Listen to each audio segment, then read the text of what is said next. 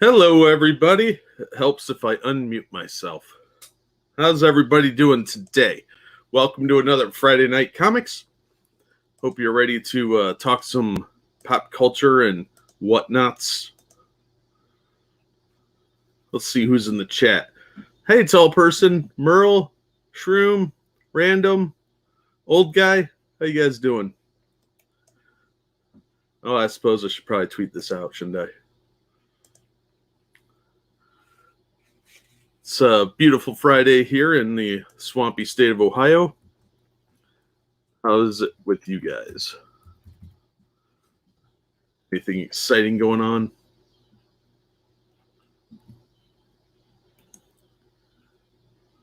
All right, would help if I could get stuff out of the way here. All right. Let's see. Evening. Hey, Tarai, how you doing? Hey, Dark. Hey, Evolved, how you doing, man? Woke up in time tonight. Awesome. Glad to hear it. Hope everyone's doing swimmingly. It's been a long week of news. I had to actually cut some articles because it would have taken too long. I'm going to be on the corner on Frosted Glasses channel tonight talking politics and being offensive. So that's the thing that's going to happen.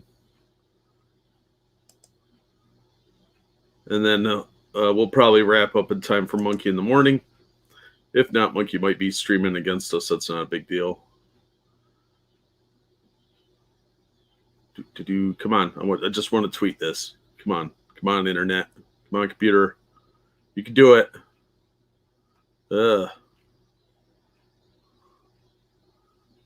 Oh. Twitter sucks. My internet sucks almost as much as Twitter. There we go. All right. Sorry, a little bit of housekeeping that I should have done moments ago. I'm kind of running behind on everything. Hey, nobody. I'm doing all right. How are you? Hey, Della. Yeah, I've been running around. Lots of stuff going on in real life. Hey, Angela, how you doing? Oh, awesome. Hey, Sir Quack. Hey, Frosted, how you doing? If you got your stream set up already, drop the link, man. So you're not wearing pants, Merle. Well, thanks for sharing. I've got shorts on. That makes a difference. All right, let's dig into this because I'm going to jump on Frosted's stream later, and I want to be able to eat lunch in between. So we've got a few updates to go over. First up is from page6.com. Bob Odenkirk confirms he had a small heart attack. No heart attack is small. They're all awful. Some are just deadlier than others. Bob Odenkirk confirmed he had a small heart attack while filming Better Call Saul, but promised fans he would be back soon. Don't push it, dude. You're 58. Hi, it's Bob. The Emmy winner tweeted on Friday, "Thank you to my family and friends who've surrounded me this week," he added, "and for the outpouring of love from everyone who expressed concern and care for me. It's overwhelming, but I feel the love and it means so much." In a follow-up tweet, he confirmed he had a heart attack. "I'm going to be okay thanks to Rosa Estrada and the doctors who knew how to fix the blockage without surgery." Oh, that's awesome. He also thanked AMC, the network on which the show airs, and Sony for their support. "I'm going to take a beat to recover, but I'll be back soon." Earlier, he collapsed while filming in New Mexico and was rushed to the hospital. No further information was released at the time. Odenkirk was filming the 6th season of Better Call Saul, the prequel to the show Breaking Bad. It's also the last season of the show, so it'd be a little depressing if he died during the filming of the last season. Many of Odenkirk's pals and former co-stars rallied around him upon hearing the news, wishing him a speedy recovery.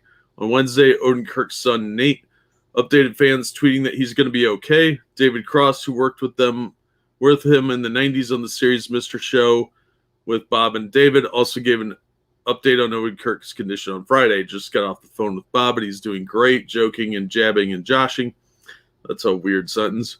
Both he and his family are overwhelmed by the outpouring of love. So the guy's okay for now. but he'll probably have to take it easy for a few weeks at least. Hopefully he doesn't push himself.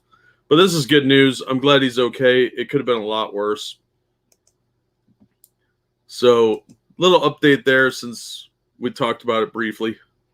Hey, Ryan. Hey, Twisted. How you doing? Hey, Sir Adamantine. Wow, whole crew's out tonight, looks like. Except Pete. He's probably sleeping. Or doing cool stuff. All right. Next up, we have another update on an incident. Oh, sorry. Still only have one screen till Monday. Thank you, Tall Person, for the donation. Hey, we'll be catching this live, and will be my last donation for a while. Having issues with the bank, nothing serious. Don't worry, that's good. Happy National Get Gnarly Day, dudes. Sweet. Well, thanks, man. Sorry you're having problems. My bank was fucking with me too, and it's really annoying when they screw up because they always blame everybody else, and I find it really annoying because it always slows up my life. Like, I usually carry cash, but I got to get it out of the ATM at some point. Hey, Rancy Monkey, how you doing, man? Okay, oh, wrong screen. Helps if I share the screen before I read the article. All right, Deadpool's TJ Miller bomb threat charges dropped. Prosecutors filed a motion to drop the 2018 bomb threat charges against Silicon Valley and Deadpool star TJ Miller. He played the bartender in Deadpool. Now, I think we talked about this on Comic Book Curation and Monkey in the Morning ages ago. But 2018, it's been a few years. Prosecutors, I just read that. According to the motion, the government respectfully moves the court to dismiss the complaint that was previously issued in this matter. The government makes this request based upon one expert medical analysis and reports regarding the defender's prior brain surgery and its continued neurological impacts, which cast doubt on the requisite legal element of intent to commit the charged offense that turned out to be a false 911 call. And two, the defendant having entered agreements both to make financial restitution for the cost of law enforcement response to the false 911 call and to continue through a necessary program of cognitive remediation to render any reoccurrence of such conduct most highly unlikely. That is a great legal worded sentence and annoying to read. Counsel for the defendant does not object to the court granting this motion. A hearing will take place in April. Oh, sorry. By the way, this is from Comic Book Resources. In April, Miller was arrested at LaGuardia Airport for allegedly calling in a fake bomb threat. At the time, it was said the actor called the emergency number while traveling from D.C. to New York City via Amtrak train and claimed a female passenger. Well, you can read that, and identified the train, which was stopped and searched. However, authorities found no evidence of any device or materials. Moreover, Miller was on a different train altogether. He was subsequently released on a $100,000 bond. Wow. Oh, we're going to look at that article in a minute. Several months prior to the incident, Miller was accused of sexual touch bad stuff. A woman while in college. This brought into question his status for the upcoming Deadpool sequel, though his role was ultimately left intact. As for Deadpool 3, the first Deadpool movie under the Marvel Studios banner, Miller said he was still under contract in late 2018. Of course, if they want me to do Deadpool 3, I'm going to. I'm under contract. That doesn't sound like you really want to. To be honest, I'd almost rather they didn't. I think Deadpool 2, we knocked it out of the park, or I think it ended up great, and I was worried about that. So what if Deadpool 3 is in? That's always the worry with a sequel, though. All right, so the general gist of this is they're dropping the charges because he apparently had some kind of surgery on his brain, and his wires might have been crossed, and probably no impulse control. So, yeah, that's what that's going on with. But I did see another article here. The Flash filming paused due to Batman Batcycle crash. This is also from CBR, obviously. Production on Warner Brothers and DC Films' The Flash has come to a standstill following an accident involving a Batman stunt double, the Batcycle, and a camera operator. According to Glasgow Live, the double was driving the Batcycle while a camera operator followed on a motorcycle of their own. Now, that doesn't sound dangerous at all. However, the crew member wound up colliding with the Batcycle and sliding underneath the vehicle. Dear God. The cameraman was on a bike, was chasing the Batmobile motorbike and went under it, a witness said. The crew member was reportedly transported to the hospital via ambulance. The extent of their injuries has not yet been made public. The Batcycle was recently spotted in a batch of leaked photos featuring what appeared to be a double of Ben Affleck's Batman, who was confirmed for The Flash in August 2020. He's a very substantial part of the emotional impact of the movie. What does that mean? Director Andy, something I can't pronounce in Italian, said at the time, the interaction relationship between Barry and Affleck's Wayne will bring an emotional level that we haven't seen before. Are they going to make out? What does that mean? It's Barry's movie, it's Barry's story, but the characters are more related than we think. They both lost their mothers to murder, and that's one of the emotional vessels of the movie. That's where Affleck's Batman kicks in. What does he kick, Barry? Because that'd be fun. The Flash is in theaters in 2022, November. Well, that sucks. I hope the crewman's okay and the stunt operator, everybody involved. Hopefully they were able to salvage the bikes. Those things are expensive, and the camera equipment. And hopefully they at least got the footage so they don't have to do it again. So that sucks. Bat-tastic. Wonder if a Batarang was involved, huh?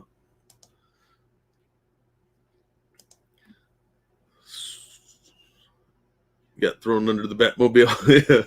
Yeah, figurative and literal. Flash production on hold because the DCEU is a dumpster fire.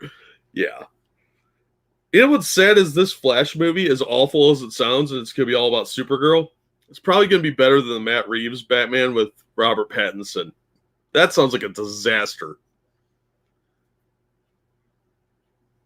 And I wouldn't want to work with Pattinson either. He sounds like a real piece of garbage. So let's talk about Blizzard a little bit more. We'll get that out of the way. This comes from... Where does this come from? Bounding into Comics.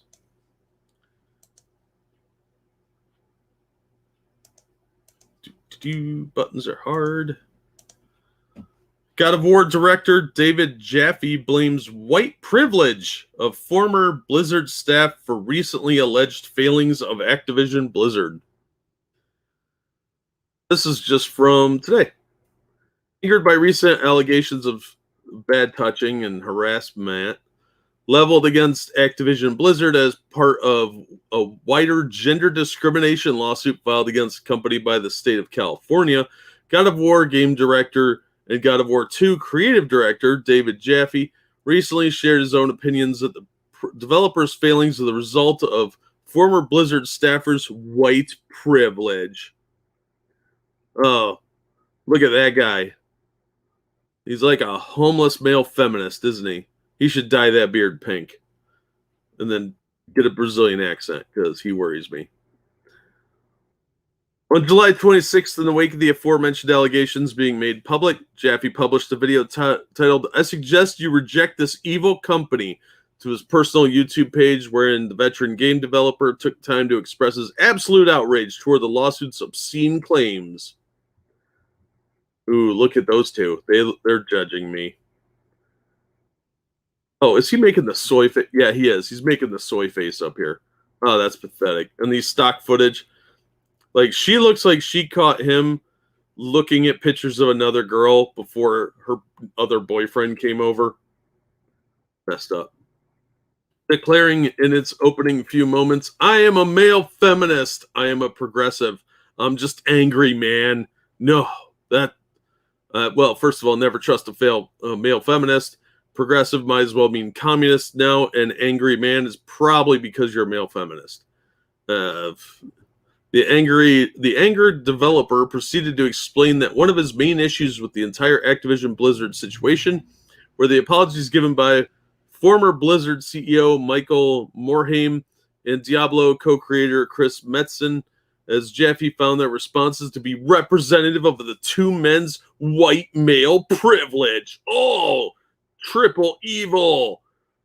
White male and privileged. Oh, You know I'm angry because every fucking time this gets brought up, Jaffe continued, whether it's misogyny, racism, systemic racism, homophobia, anti-Semitism, anti-Muslim sentiments, everybody, usually white males, that's the effing truth, motherfuckers, white males, of which I am one, deny it. No, it's just that your claims are stupid and not bounded in fact in any way most of the time. Relating the various denials he apparently heard from said white males, Jaffe wrote, it's not that bad. It's not really happening. It's isolated. I haven't seen it. Oh, Jaffe, all white people don't benefit from white privilege. Why would we teach critical race theory? Yeah, why would we teach racism? That's a good question. Before asserting that on and on, denying it. Of course you'd want to deny it if you're a white dude. Why would you not? I don't think your skin tone has anything to do with seeing through transparent crap. What horseshit, Jaffe said of Morhaime and Medson's apologies. I want to hear your stories. I want to learn. I want to understand. I know they're just words, but that it's just not okay. I'm so sorry. I was in a place of privilege. Yes, you were told this all the fucking time. Oh, self-loathing. Self-loathing because you're white and you're better than everybody, according to this guy. That's fucked up, man. That's incredibly racist. He continued, and you deny it because it's convenient to deny it, because it allows you to continue exploiting people because you deny it. No. If there's something to deny and they're propositioning a defense because there's no evidence or whatever, that's something different. That's a defense. That doesn't continue exploiting people simply because it's denied. The lawsuit is still going on after they said they denied it. If you actually have to deal with it, said Jaffe, the playing field is ultimately going to get leveled, and you're going to have to compete, and you're going to have to survive and thrive, or whatever it is you do on your actual merits. I thought progressives didn't like meritocracy. What happened to equity, huh? Huh? What happened to it, huh? Merits? Really? That's so bigoted. Not the color of your skin, not the fact that you've got a dick and balls hanging betwixt your legs, but on your fucking merit. Okay, there's two types of people that use the word betwixt. People from the 1800s and psycho male feminists. And it's always betwixt your legs. Or betwixt your ears. You don't sound smart saying that, okay? You just sound like you're trying to sound old-timey. It's like when they say y'all. It's very, very disingenuous and lazy. And you're appropriating somebody else's culture, you bigot. Mocking the use of the phrase do better in Morheime's individual apology, Jaffe asked, oh, have you finally woken up? No, they're well rested. I'm not woke, I'm well rested. Maybe that's why it pissed me off so much, he mused. People have been saying this to white men for a long time, but you don't want to hear it. Tough shit. Oh, so hardcore. I'm tired of it, he eventually admitted. You think the women and the gay folks and the Muslim folks and the Jewish folks and the black folks and on, you think they're not tired of it? I'm tired of it. Nobody cares what you think. Nobody even knows who you are, fatso.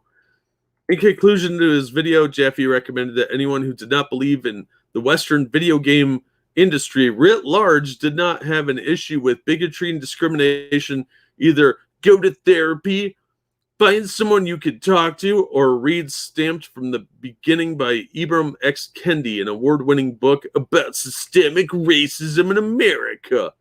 You're one of those people that believes everything you read, aren't you? Addressing those who would not agree with Kendi's worldview and would label the book as possible propaganda, Jaffe ultimately exclaimed, "No, it's not!" Assuring those he was attempting to convince that it's factual, it's cited, and asking them to just educate yourself. Okay, you look like Randy Quaid from Independence Day. And probably way more conspiratorial. Like, it wouldn't surprise me if the phrase sovereign citizen was bantied around this dude somewhere. But the fact that there's citations just means they went and...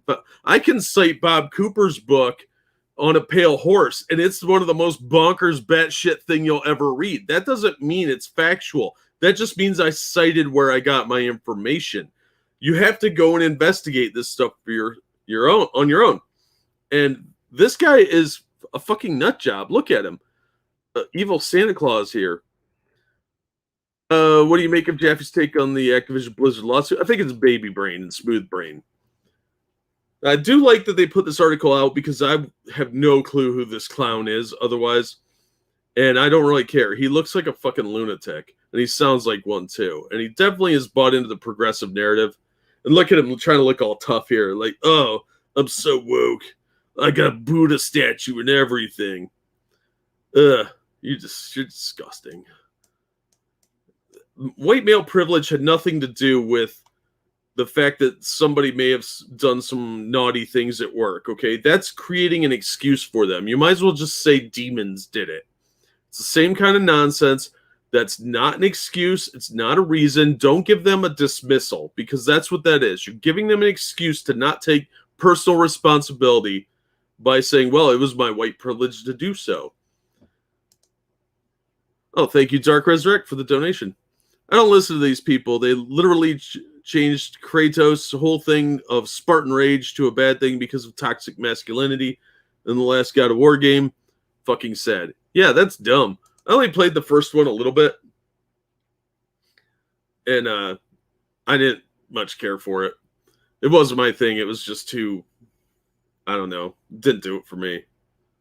I'm Southern, y'all is my vocabulary. Yeah, and they're appropriating that. These hipsters and douchebag progressives are stealing your culture, Twisted. You should be upset.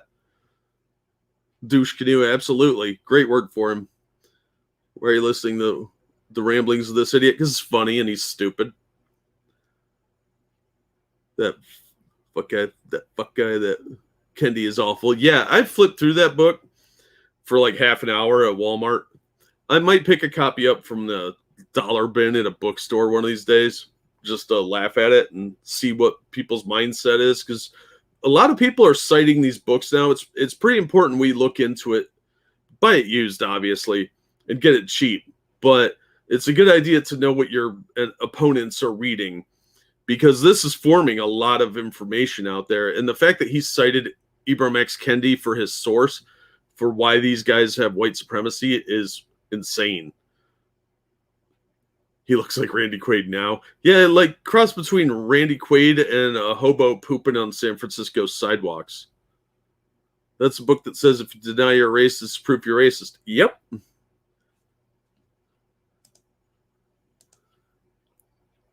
I can cite Star Wars saying the Force is real. That doesn't make it real. Exactly. But Malaka Melanin, yeah. There's a lot of racial propagandizing going on, and I'm very uncomfortable with how in-depth it's getting and how widespread. Wait, they're appropriating my Southern culture? Yes, they are. Because they say y'all and they're not Southern. That's a Southern expression. Like saying bless your heart when you're talking to somebody that's an idiot. They're going after anime now. They've destroyed the rest of pop culture. Oh, yeah. Yeah, they're trying to infest everything, even foreign stuff like anime. He looks like human ranch dressing. No, he doesn't look like I would dip broccoli on him. No. I will poop where and when I like. Yeah, right? Feel bad for the Japanese because they paid to host the Olympics and now they have the woke Olympics. Yeah, and they're losing a ton of money, Tyrai.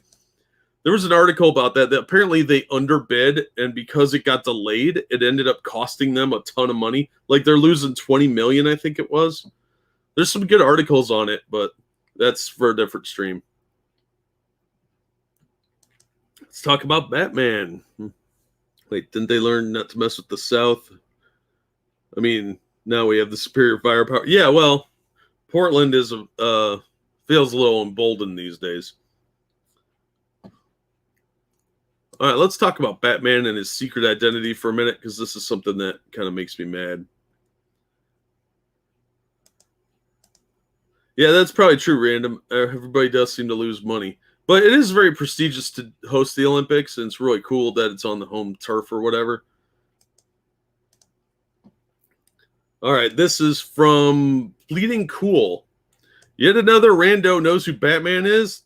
There are spoilers in here for Detective 1040. So come back in 2 to 5 minutes if you don't want to hear about them. Although, spoiler, they probably eat a lot, and there's a lot of senseless talking because it's a Mariko Tamaki book. How many people know Bruce Wayne is Batman? Like half of Gotham City by now. Not as many as know Clark Kent is Superman these days, since he told the world, but it seems Bruce is getting more and more careless. No, they're just lazier writers. Rico Tamaki and Dan Mora adds yet another to the list of villains from Ra's al Ghul to the Joker who knows a secret identity these days. And this time it's a drunk. A drunk because in yet another unrealistic issue, Batman took off his mask for an emotional moment. And the guy saw his face. But that's dumb, because why would Batman do that?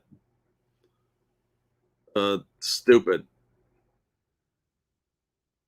So this drunk guy goes on to say, talk about knowing Batman's identity, and that's how he saw him. He says, I live in Gotham City. I got a sister who thinks she's going to marry Batwoman. Oh, of course, because everybody's gay now. It makes sense, right? That would be you. That you would be Batman. Why? Because I read the papers. Horrible things happen to you. And you seem to like that. Seem like the kind of guy who'd make it so that horrible things keep happening to you. That's how you see it. Takes one to know one. This is another aspect of the deconstructionism that's going on with Batman. They're trying to bring him even lower. They already took away his billions in the Joker War, which was really lame. And now they've got to do him even dirtier. In this scene, he's obviously in jail. And yeah, is this the last we see of Drunk Tank Man? Will he come back to threaten Batman with his knowledge? No. It was supposed to be a stupid scene where he just runs into some random guy who recognizes him. First of all, I'm not a giant fan of this art style. Like, this scene's fine. But whenever they do anything action-oriented or he runs, his arms are like way up in the air or way out behind him. He's almost Naruto running, or whatever they call it, however that's pronounced. So when they do stagnant shots, the art's not bad, but the action is always disproportionate. Like, the arm will be weird and there'll be a bunch of action lines. It's really obnoxious to read, but like I said, the art's a mixed bag. This looks really bad. Like, change the lighting on these colors are shit. I don't know what is going on with this pop style they're doing now, but the coloring is bizarre on some of the panels. You should see the new Ninjak. Wait till I get that review up, because, oh dear God, it is such a nightmare to try and read that book. The coloring is just all over the place. But anyway, Batman has a secret identity that's supposed to remain secret, but they keep letting people know his secret identity, and they expose it willy-nilly. It was always a big deal before when Batman revealed his secret identity to someone, or any superhero for that matter. Now they take their masks off all the time. They call each other by their first names. There's no sense of security. And it really is done for lazy emotional impact. And I find that very annoying and a sign of bad writing, because they don't know their own genre. How do they know Batman? What Batman? The black one, the Robin, one of the 4,000 others they've had. Yeah, well, most of the time, the person who gets exposed is Bruce Wayne. Naruto, I don't care. That guy who would sell info for a bottle of Johnny Walker. Yeah, absolutely. They're building like that, though. I hate that style. Oh, that's disgusting. Put their glasses on. Yeah, well, at least there was an excuse for that. Like, he'd vibrate his face when he had his glasses on. Whatever. That is suspension of disbelief I'm willing to go with, because it's a disguise. Fine. But the whole thing of, like, they used to try and hide who they were. And now they're just, like, on top of a building, and there's 30 cops around. And they're like, hey, Bruce, where are we going? Yeah, that's true, Tyree. They probably never have read comics. I don't doubt it, Sir Quack. It shows quite well that they have no real interest in comics. They probably never read them, and nobody seems to care. It's really pathetic. Speaking of pathetic, though, shitty superhero stuff aside, let's talk about Snake Eyes. This is from Bounding Into Comics. Critics eviscerate Henry Golding's Snake Eyes G.I. Joe origins describe it as an unmitigated disaster that shouldn't exist in the first place. It looks like G.I. Joe's box office curse continues as critics' reviews published in advance of G.I. Joe indicate the film, as one critic put it, an unmitigated disaster that not only does its audience a disservice, but also its lead character. Yeah, Snake Eyes isn't Asian. Yet, despite the middling review scores, critics have nearly universally found the film to be a waste of time, with some outright tearing apart of the G.I. Joe reboot to shreds. Yeah, I don't know what they're talking about, but this audience score is crap. Everybody I've talked to that has seen this has said it was garbage. Not just because Snake Eyes is now an Asian dude for some reason, because apparently it's not racist to say that only Asians know martial arts, because that's not stereotyping, but it's just boring. And apparently he doesn't even wear the costume fully until near the end of the movie, and they've ventured totally from the original storyline. In his review for the film for Vulture, somebody I can't pronounce asserted that Snake Eyes feels so pro forma, so uninventive and glum, that if you told me everybody making it had an Uzi pointed at their head, I might believe you. The film is deliberately generic, stripped of creativity, intensity, or grace, he added. I'm not even sure an 11-year-old me would be down with this. Wow. Johnny Olensinski of the New York Post asserted that Golding is so stiff in the first go-round as an action hero, at no point do you care if Snake Eyes lives or dies, but does so graciously cut him some slack by acknowledging that Golding signed on to awful material that shouldn't exist in the first place. Snake Eyes was slightly better than the unrelenting vomit that was The Rise of Cobra in Retaliation, added Olinsky. Advances a storyline that needed to not to be advanced because everybody deliberately wants it to go away. Andrew Koji plays Tommy Storm Shadow. Wait, did they race swap? No, okay, still Asian. Oh, that worried me for a minute. I was like, they switched the roles. Focusing on the film star, Lindsay Barr's review of the film for the Associated Press asserted that Snake Eyes was an origin story about a G.I. Joe character that completely misunderstands its star's appeal. Golding is simply not the right actor for the part. He's not exactly bad, just miscast and misused. The true sin is that Snake Eyes as a character is so deathly dull, he barely has a personality, he is purely driven by revenge and also doesn't seem to have to work at all that hard at anything. Oh, he's a Gary Sue. That's pathetic. The original Snake Eyes was much more interesting. He was at the Shaolin Temple, and he was trained as I don't know if it's Shaolin Temple, whatever. He was trained as a ninja, as an assassin, and he joined the clan, but he was always the outsider because he was white, and they were upset. Specifically, Storm Shadow. They used to be friends, but didn't like it that he was, given the honors that he was given. And Storm Shadow assassinated their master. That's where their whole rivalry came from. And Snake Eyes' face was all screwed up because of an accident when he saved Scarlett in Vietnam, which you don't have to set it in Vietnam. You could have upgraded that to Afghanistan or something.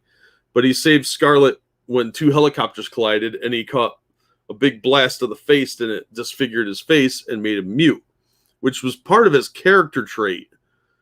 I mean, his disability is really downplayed in this. Writing for RogerDebert.com, Simon Abrams found the film to be not a romp, but rather a snooze. Wow, it's the 70s. It's a romping good comedy. What's the point of making a big budget film if any given scene the best thing that can be said about what you're looking at is, well, they tried.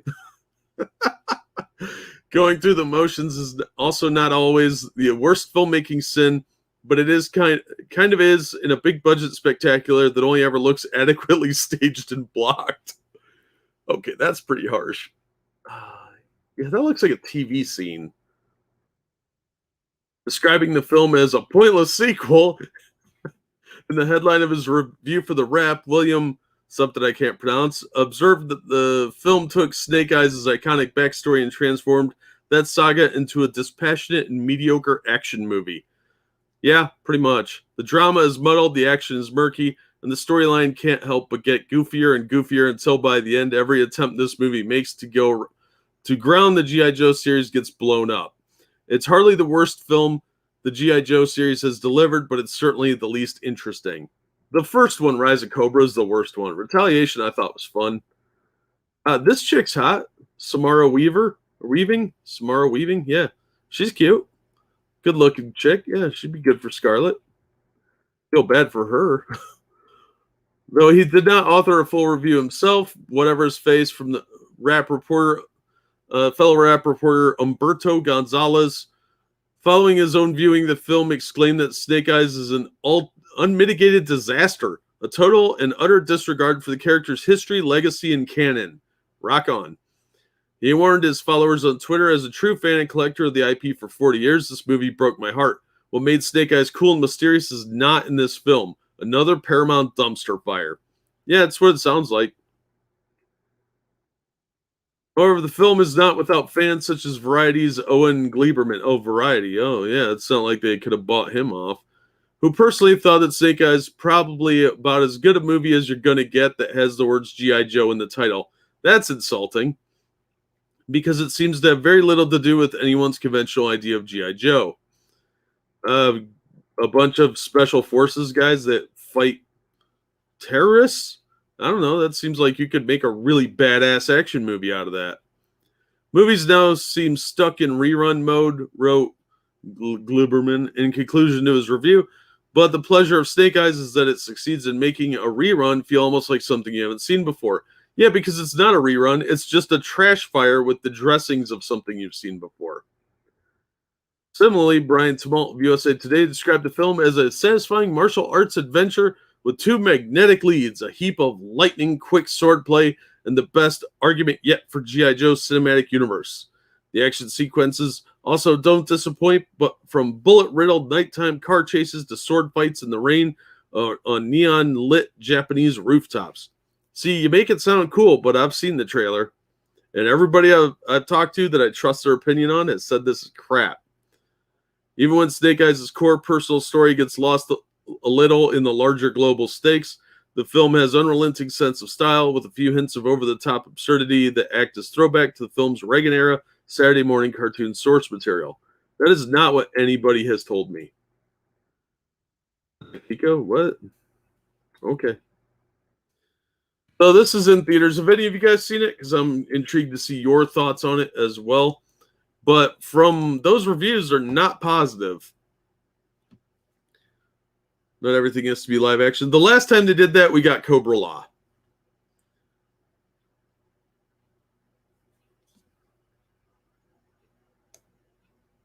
Is that all of the G.I. Joe live action movies? Yeah, there's only 3. No, not Scarlett Johansson. Scarlett, the character from G.I. Joe. Technically, the first G.I. Joe movie is the first 5 episodes of the TV series. Yeah, pretty much. They're supposed to be doing a live-action G.I. Joe series, from what I heard. Paid Shell, right, exactly. Remember we went the villains to be heroes and heroes to be villains? Yeah, pretty much. That's right. I'll be on the corner with Frosted Glass at 11:30 p.m. Eastern. There's the link. It would take a lot to get me back into the theater. I don't have a problem going to the theater if the movies are good, but they haven't been worth going to. So when do they fight Cobra Kai? Oh, I'd watch that. All right. Let's see here. Now on to some more casting news. Oh, my brother's going to see it. I tried to tell him it won't be good, but he doesn't listen to me on movies. Yeah, that happens. Snake Eyes isn't able to speak. He's supposed to be disfigured, and he's not Asian. This isn't Snake Eyes. Absolutely, this is some other dude stealing his identity. Snake Eyes was always my favorite character. Yeah, he was most people's favorite character because he was badass. He was a ninja. He had that dog Timber, and he always got to bang Scarlett. Comic series, Larry Hama really made G.I. Joe way better than the cartoon. Casting couch news? No, not quite. Serpentor was the only real G.I. Joe. The Serpentor storyline in the comic book was so much better than the TV. It was so cool, especially when they were going around stealing the mummies and stuff. Alrighty. Matt Ryan is done as Constantine due to Woke Abrams' HBO Max version. This is from Cosmic Book News. I think he looks the part pretty well. I thought the casting was good because he's got kind of the character trait for it. I don't think what they did on the TV shows was exactly great. The Constantine show had potential, but they never went very far with it.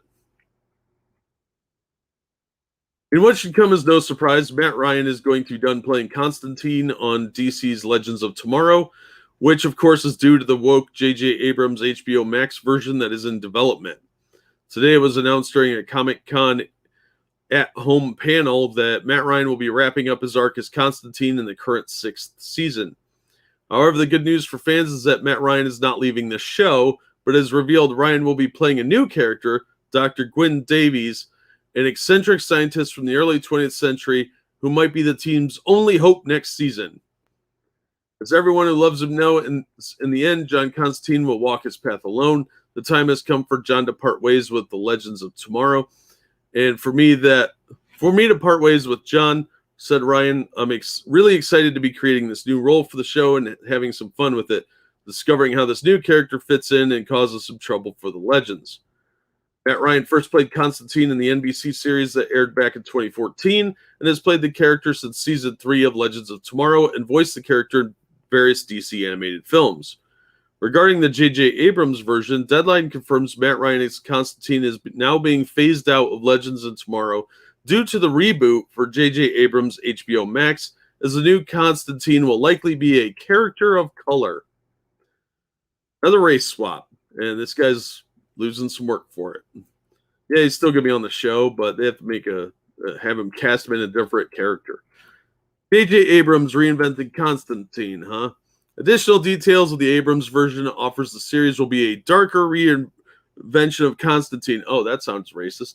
Different from any previous project based on the character, the show is said to be less focused on religion and more focused on the horror elements of the Constantine comics. It further claimed that J.J. Abrams, once a BIPOC, Black, Indigenous, and People of Color actor in their late 20s to play the role of John Constantine for HBO Max, with the young Riz Ahmed type given as an example. So much for the multiverse. Save Constantine, anyone? I don't think this is going to go well for HBO Max. The Constantine fans are really looking at this dude and like Keanu Reeves as their Constantine. Woke J.J. Abrams nonsense, because they've been doing a lot of race swap stuff with Abrams and a lot of woke crap slipping into his movies over a Bad Robot. And same with all the other projects that are announced. I don't think this is going to go real well for them. So we'll see. The movie I thought was okay. I didn't really know much about the character at the time. I had only read a few issues of him. Constantine. Never got past seasons 2. Got way too stupid. Yeah, I agree. I don't like any of those CW shows. Like, they have a lot of cool looking outfits on some of the shows, especially like the Deathstroke armor looked really cool. Some of the other ones looked good, but I just never got into it. I thought they were kind of like high school melodramas. For the woke comics, I would have loved to have seen a Dark Trinity movie. Yeah, but not going to happen now. Burn down all fandom. He is not original in anything. That's 100% right, Tyre. Yeah, I thought Keanu did an okay job. I thought it was a fun movie. I didn't hate it or anything. I think I own a copy of it somewhere. I think somebody gave me a copy. But yeah, I don't think woke Abrams' work is anything original. It seems very lazy and ham-fisted, and I find it tiresome. So let's talk about Scarlett Johansson, since somebody mentioned her. So we got some Scarlett Johansson news. This is from Variety. Scarlett Johansson sues Disney for breach of contract over Black Widow release. Now, this is interesting because this is pretty much burning a huge bridge. Disney does not like getting sued, and they will sue you back or run you into oblivion with paperwork and delays. That's been their motif for a long time. So she's got an uphill battle here. Disney's decision to release Black Widow on Disney Plus at the same time it hit theaters has sparked a legal battle with Scarlett Johansson, the actress tasked with playing the Marvel superhero. In a lawsuit filed Thursday in Los Angeles Superior Court, attorneys for Johansson alleged that the star's contract was breached when the studio opted not to debut the film exclusively in theaters, a move they claimed depressed ticket sales for the Avengers spinoff. Much of Johansson's compensation was tied to the box office performance of Black Widow. If it hit certain benchmarks, bonuses would kick in. So maybe they were like, well, we could just not give her bonuses by shifting over here. Disney intentionally induced Marvel's breach of the agreement without justification in order to prevent Miss Johansson from realizing the full benefit of her bargain with Marvel. Now, is anyone surprised that Disney's trying to milk a few bucks out of something? I'm not. This sounds like something they would do. Shit, they didn't even pay Alan Dean Foster royalties, and there's other writers saying they didn't pay royalties for their projects either. Plus, they're fighting to keep the rights for Predator, even though they don't technically have that right to anymore because the guys gave notice they wanted their rights back. So they're fighting that in court to try and keep rights they have no reasonable claim to anymore. Disney announced in March that Black Widow, among several of its 2021 films, would premiere simultaneously on the studio's subscription-based streaming service for a premium of $30. And on the big screen, as the movie theater industry rebounded from COVID-19 on July 9th, Black Widow set to pandemic-era box office record with its $80 million in North America and earned an additional $78 million overseas and $60 million on Disney+. Ticket sales steeply declined in the subsequent weeks and currently stand at $319 million globally, putting Black Widow on track to become one of the lowest-grossing Marvel films of all time. Now, they're probably going to lose money on this, too, because $319 million probably just covered the movie. Not all their marketing. Plus, they've been sitting on it for 2 years, and it hasn't been making money on digital sales and DVDs, Blu-rays, etc. Shortly after its debut, the National Association of Movie Theater Owners, the industry's main trade organization, asserted the simultaneous release of Black Widow in theaters on streaming cost Disney money and revenue per viewer over the life of the film. It probably did. However, the suit notes that Disney's stock rose after the company disclosed the rental figures. Disney chose to placate Wall Street investors and paid its bottom line rather than allow its subsidiary Marvel to comply with the agreement, the suit reads.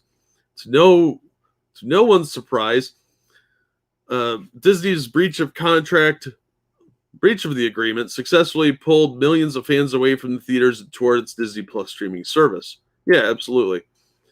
Don't doubt that at all. Even though this movie really was way past its shelf date anyway. The Wall Street Journal, which broke news of the lawsuit, reports that sources close to Johansson estimated the decision to release the film concurrently on Disney Plus resulted in $50 million in lost bonuses. She's saying she lost $50 million on this. I guess that's a good reason to sue. Johansson's legal salvo comes after new distribution paradigms in the COVID-19 pandemic are reshaping the way the A-list actors are paid for their work. Many top actors include back-end profit participation as part of their contracts. But the rise of streaming services such as Netflix has removed those forms of compensation, and the decision by traditional movie studios like Warner Brothers and Disney's to release films on their own in-house subscription services has further upended the old ways of doing business. When Warner Brothers opted to send its entire film slate to HBO Max, realizing that movie theaters were only operating at limited capacity for much of the year, the studio had to pay tens of millions of dollars to the star of those films. That resulted in actors such as Will Smith, Denzel Washington, and Keanu Reeves earning their full back end on the movie that Warner Brothers released on its new service. If successful, Johansson's suit could embolden more actors to seek additional compensation for films that migrated to streaming services and may lead to agents including stricter language and contracts regarding compensation if an exclusive theatrical release is compromised or bypassed. Johansson's legal team said that representatives for the actress were worried that Black Widow would debut on Disney Plus even before the coronavirus brought life to a standstill. As part of the suit, they share emails from the star's management group that asked the studio to guarantee that Black Widow would premiere exclusively in cinemas. In response, Marvel chief counsel Dave Galuzzi promised a traditional theatrical bow while adding, "We understand that should the plan change, we would need to discuss this with you and come to an understanding that the deal is based on a series of very large box office bonuses." And of course, lawyers were not available. Now, part of this is probably Disney trying to get out of those back end deals. And this is a way of getting around that, because those back end deals is how people like Robert Downey Jr. made a ton of money off of the Avengers. He took a small amount up front to be in like Iron Man and the Avengers and other cameo appearances in the other movies so that he could get a take of the profits. And he made a ton of money that way. And I think she was hoping to cash in the same way. Maybe to pay for her weird moon face surgery. I don't know. But I remember they did this to several other people. The most famous one being Bill Nye the Science Guy, I think, who they started streaming his shows on the one of the streaming services, and he's not getting any royalties. He had royalties lined up for like DVDs and VHS stuff like that, but the show was so old that streaming wasn't even conceived of back then. So when they started streaming it, he's getting no royalties every time somebody watches it. And that changes everything for everybody that gets royalties for any TV show before the streaming era, because if it's not in your contract, you don't get any royalties. And Disney won that lawsuit. They don't have to pay him anything for streaming it because it wasn't in the agreement. So you have to always include that media, current media or future developed or whatever. Yeah, she's saying they fucked her out of money. Late again, no notification. Oh, sorry, Stark. Glad you're here. That woman's dead. You know, she might figure out what she's done working for them anyhow. Yeah, with Black Widow being dead, this was a flashback movie that should have come out after Winter Soldier. And it was already delayed for over a year because of the pandemic. So they probably lost any opportunity to get a real payday out of this. But yeah, she's probably pretty pissed. She's wrong about how much she would have made. Black Widow is as popular as she thinks is. That's true. I think she's aiming for 50 million, and that's delusional. And she's probably going to get 10. I bet they settle this out of court and it quietly goes away. Much as I don't like Bill Nye, that's bullshit. Also, it looked like trash. Yeah, the movie looked boring, and I've heard really, really tepid reviews. Like, they were like, oh, it's pretty good, but it's basically a Bourne Identity movie. And there's some wokeism, and David Harbour is a fucking ass clown. Emma Stone is getting in it. Yeah, there's a couple people that are talking about making this class action. Emma Stone was one, and somebody else. I forget who the other one was. It might be mentioned in the other article, because we have a follow-up article to this. And that is Disney fires back at Scarlett Johansson, calling Black Widow lawsuit sad and distressing. This is from yesterday from Variety. Walt Disney Company clapped back at Black Widow star Scarlett Johansson, slamming the actress's breach of contract lawsuit for showing callous disregard for the horrific and prolonged global effects of the pandemic, COVID, blah, blah, blah.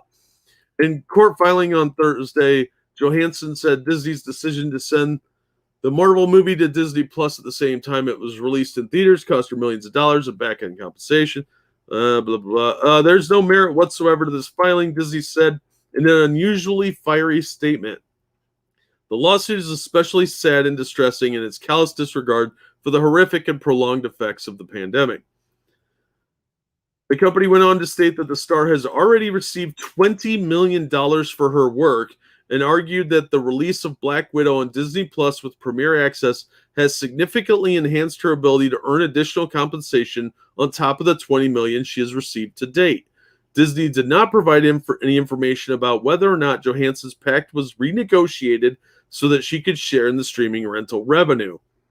Which, if you're an actor, you better get that in your fucking contracts. And have phrasing like in any other future media now developed or in development or conceived of at a later time, or some bullshit legalese like that. In March, Disney announced that Black Widow and several of its 2021 films, such as Cruella and Jungle Cruise, would premiere on the studio's subscription-based streaming service at the same time they hit theaters. Those movies were made available for a $30 rental fee to Disney Plus subscribers. The studio positioned the move as a concession to the damage COVID-19 had inflicted on the theatrical distribution landscape. No, they just wanted to make more money because that goes directly into their pocket instead of sharing any of it with theaters. We already talked about how much money it made. It's no secret that Disney is releasing films like Black Widow, not Black Window, directly onto Disney Plus to increase subscribers and therefore boost the company's stock price. And that it's hiding behind COVID-19 as a pretext to do so. John Berlisky, an attorney for Johansson, said in a statement to Variety, but ignoring the contracts of the artists responsible for the success of its films and furtherance of this short-sighted strategy violates their rights, and we look forward to proving as much in court. This will surely not be the last case where Hollywood talent stands up to Disney and makes it clear whatever the company may pretend, it has a legal obligation to honor its contracts. Why? They've been ignoring contracts for a while. Just ask Alan Dean Foster. As Berlisky suggests, Johansson's lawsuit could impact the way movie stars are compensated in the streaming era and may inspire a wave of fresh legal action by actors upset that their films are not exclusively debuting in theaters. Like it or not, the streaming services are growing, and actors need to get that in their contracts and get good with better legal services. Hey, Spud Gun, how you doing? Good to see you. Aim for the stars, hit the mountains, ask for giant amounts. First, argue down. Always argue down. Never argue up. That you can't do that. Hit Disney now while they're short on money. Yeah, hit them while they're trying to recover and they're distracted. Then maybe they'll settle for a larger amount. Yeah, the movie's just way too late. You're right, Okie. It's sad. It really is. Because, yeah, it probably could have been a huge payday for her if the movie had been made years ago. But the fact that they sat on it for so long, and the fact that the theaters are just now opening up, that does impact it. But the fact that they could watch it on streaming, if that wasn't renegotiated, she probably did lose some money. Streaming. You would think so, Dark, but some people just hire cheap lawyers or incompetent ones. When you're putting Monet solves money, what? Yeah, I heard money solves inflation, but I don't really know how. Maybe Black Widow knows. All right, let's talk about a video game that's causing some controversy, as the kids would say. Oh, wait. The fact that we had TV, then VHS, beta, Laserdisc, the other disc, DVD, other medium, Blu-ray, streaming service. I mean, the jump in media over the last 4 years is incredible. It absolutely is. Oh, yeah, you're right, Monkey. It was never going to be a $300 million opening weekend. No way. There's no way. But she's probably pretty arrogant, like most of these Hollywood types. But you should always have a contract lawyer look over everything and nitpick and renegotiate stuff. That's just common sense. But some people, they don't want to think about their contracts. They just want the lawyers to deal with it, and that's always a mistake. You should always try and know what's in your contracts. And always plan for future media. Even if it's one that's going to flop, it doesn't matter. Put it in there anyway. Maybe they need to stop bitching about getting millions or get a better lawyer. Yeah, pretty much. This all should have been negotiated up front. And, she probably does have some kind of cause of action, but is it really worth it? She's going to spend millions of dollars on this. She already made $20 million. Just cut your losses and collect your revenue from Blu-ray and digital sales and move on with your fucking life. She could retire on $20 million.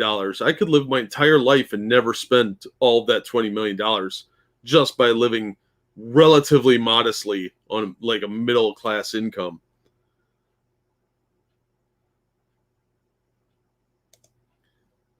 What was your reference? Classic radio? What did I miss? Shadow knows? Yeah. Shadow knows what lurks in the hearts of men. He knows what evil lurks there. All right. Hitler's Therapist video game storm. This is from the Daily Mail. Roleplay in which contestants try to prevent the Holocaust by acting as a psychologist who treats the Führer sparks outrage. The video game is called Heal Hitler. Obviously a twisted pun. Heal Hitler game reads as described. You are Hitler's psychologist in 1925. Diagnoses complexes by using both Jungian and Freudian psychotherapy in an attempt to heal him. Succeed and avoid the war. The blurb talks about a new client, Mr. Hitler, who claims he has anger issues. You use psychoanalytic techniques to diagnose the source of his trauma that could be triggering his anger and hate, it adds. Developer John Aegis, who described himself as a centrist and capitalist, said the game was thoroughly researched. But Holocaust expert Daniel Kennedy said it is incredibly bad taste and trivializes the murder of 6 million Jews. He said the entire premise of the game is in such incredibly bad taste I can only assume that it was deliberately designed to cause offense. Yeah, because offensive things sell. And the guy said he's a capitalist, which means he likes money, and is centrist, so he doesn't care because he's got busy at, like, trying to stay on that fence. I'm guessing they were hoping to sell a few copies based on shock value alone. Yeah, duh. That's how shock works, idiot. Now, I haven't played this game, and I wasn't able to find a whole lot on it. I'm sure there is some more out there now, because this came out a couple days ago, on the 26th. But I thought it was an interesting thing because they used to do more of this kind of edgy stuff from small companies, but this is going to get censored so fast. So if you're interested in psychoanalyzing a global dictator before he becomes a bad guy, you might want to grab a copy of that before it goes away. Let's start streaming just to stream that game. Yeah, I'd probably play it because it's stupid and yeah, it's supposed to be offensive and shock value. That's the point. I was trying to stop the Holocaust controversial topic because people have to say they're offended by fucking everything. It's only $5. Wow. I don't know, guys. My Hitler Frasier /fic. Yeah, that's a thing that exists out there. If it's on Steam, it's probably not that bad. Like, a lot of things have Nazis in them that could be considered bad taste. Wolfenstein has zombie Nazis in it, just like Call of Duty, and it does other things. Is that making light of the Holocaust? I don't know. If you're a hypersensitive pussy, maybe. So I guess that's a thing. People are just so sensitive. All right. Let's talk about Damian Wayne. Everybody's least favorite Robin next to Jason Todd.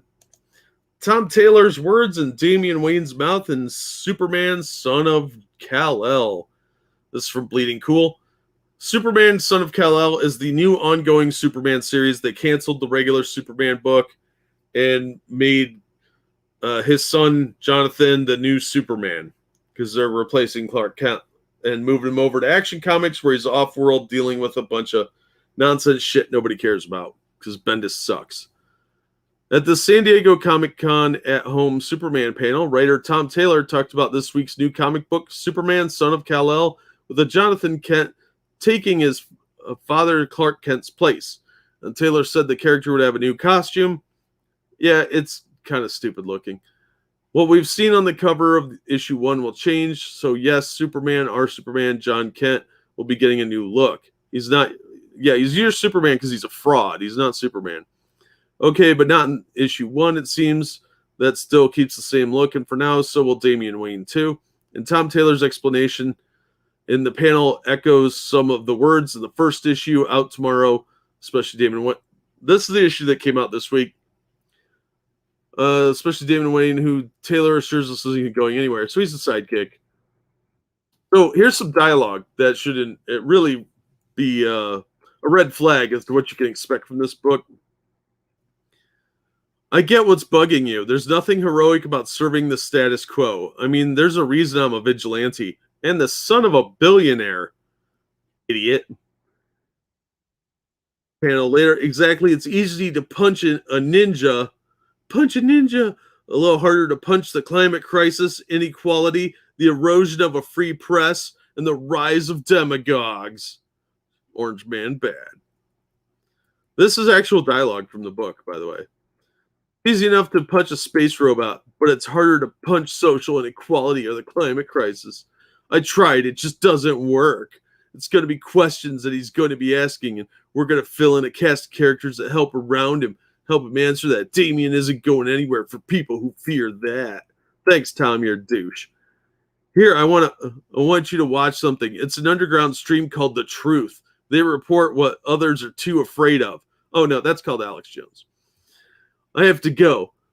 But you're the son of Lois Lane. She's dedicated her life to exposing corruption and injustice. Of course, you feel like you should do more.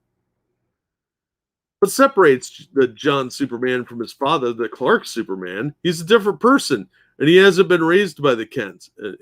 Hasn't just been raised by the Kents. He's the son of Superman and everything that means, the power, the ethics, the compassion of Superman.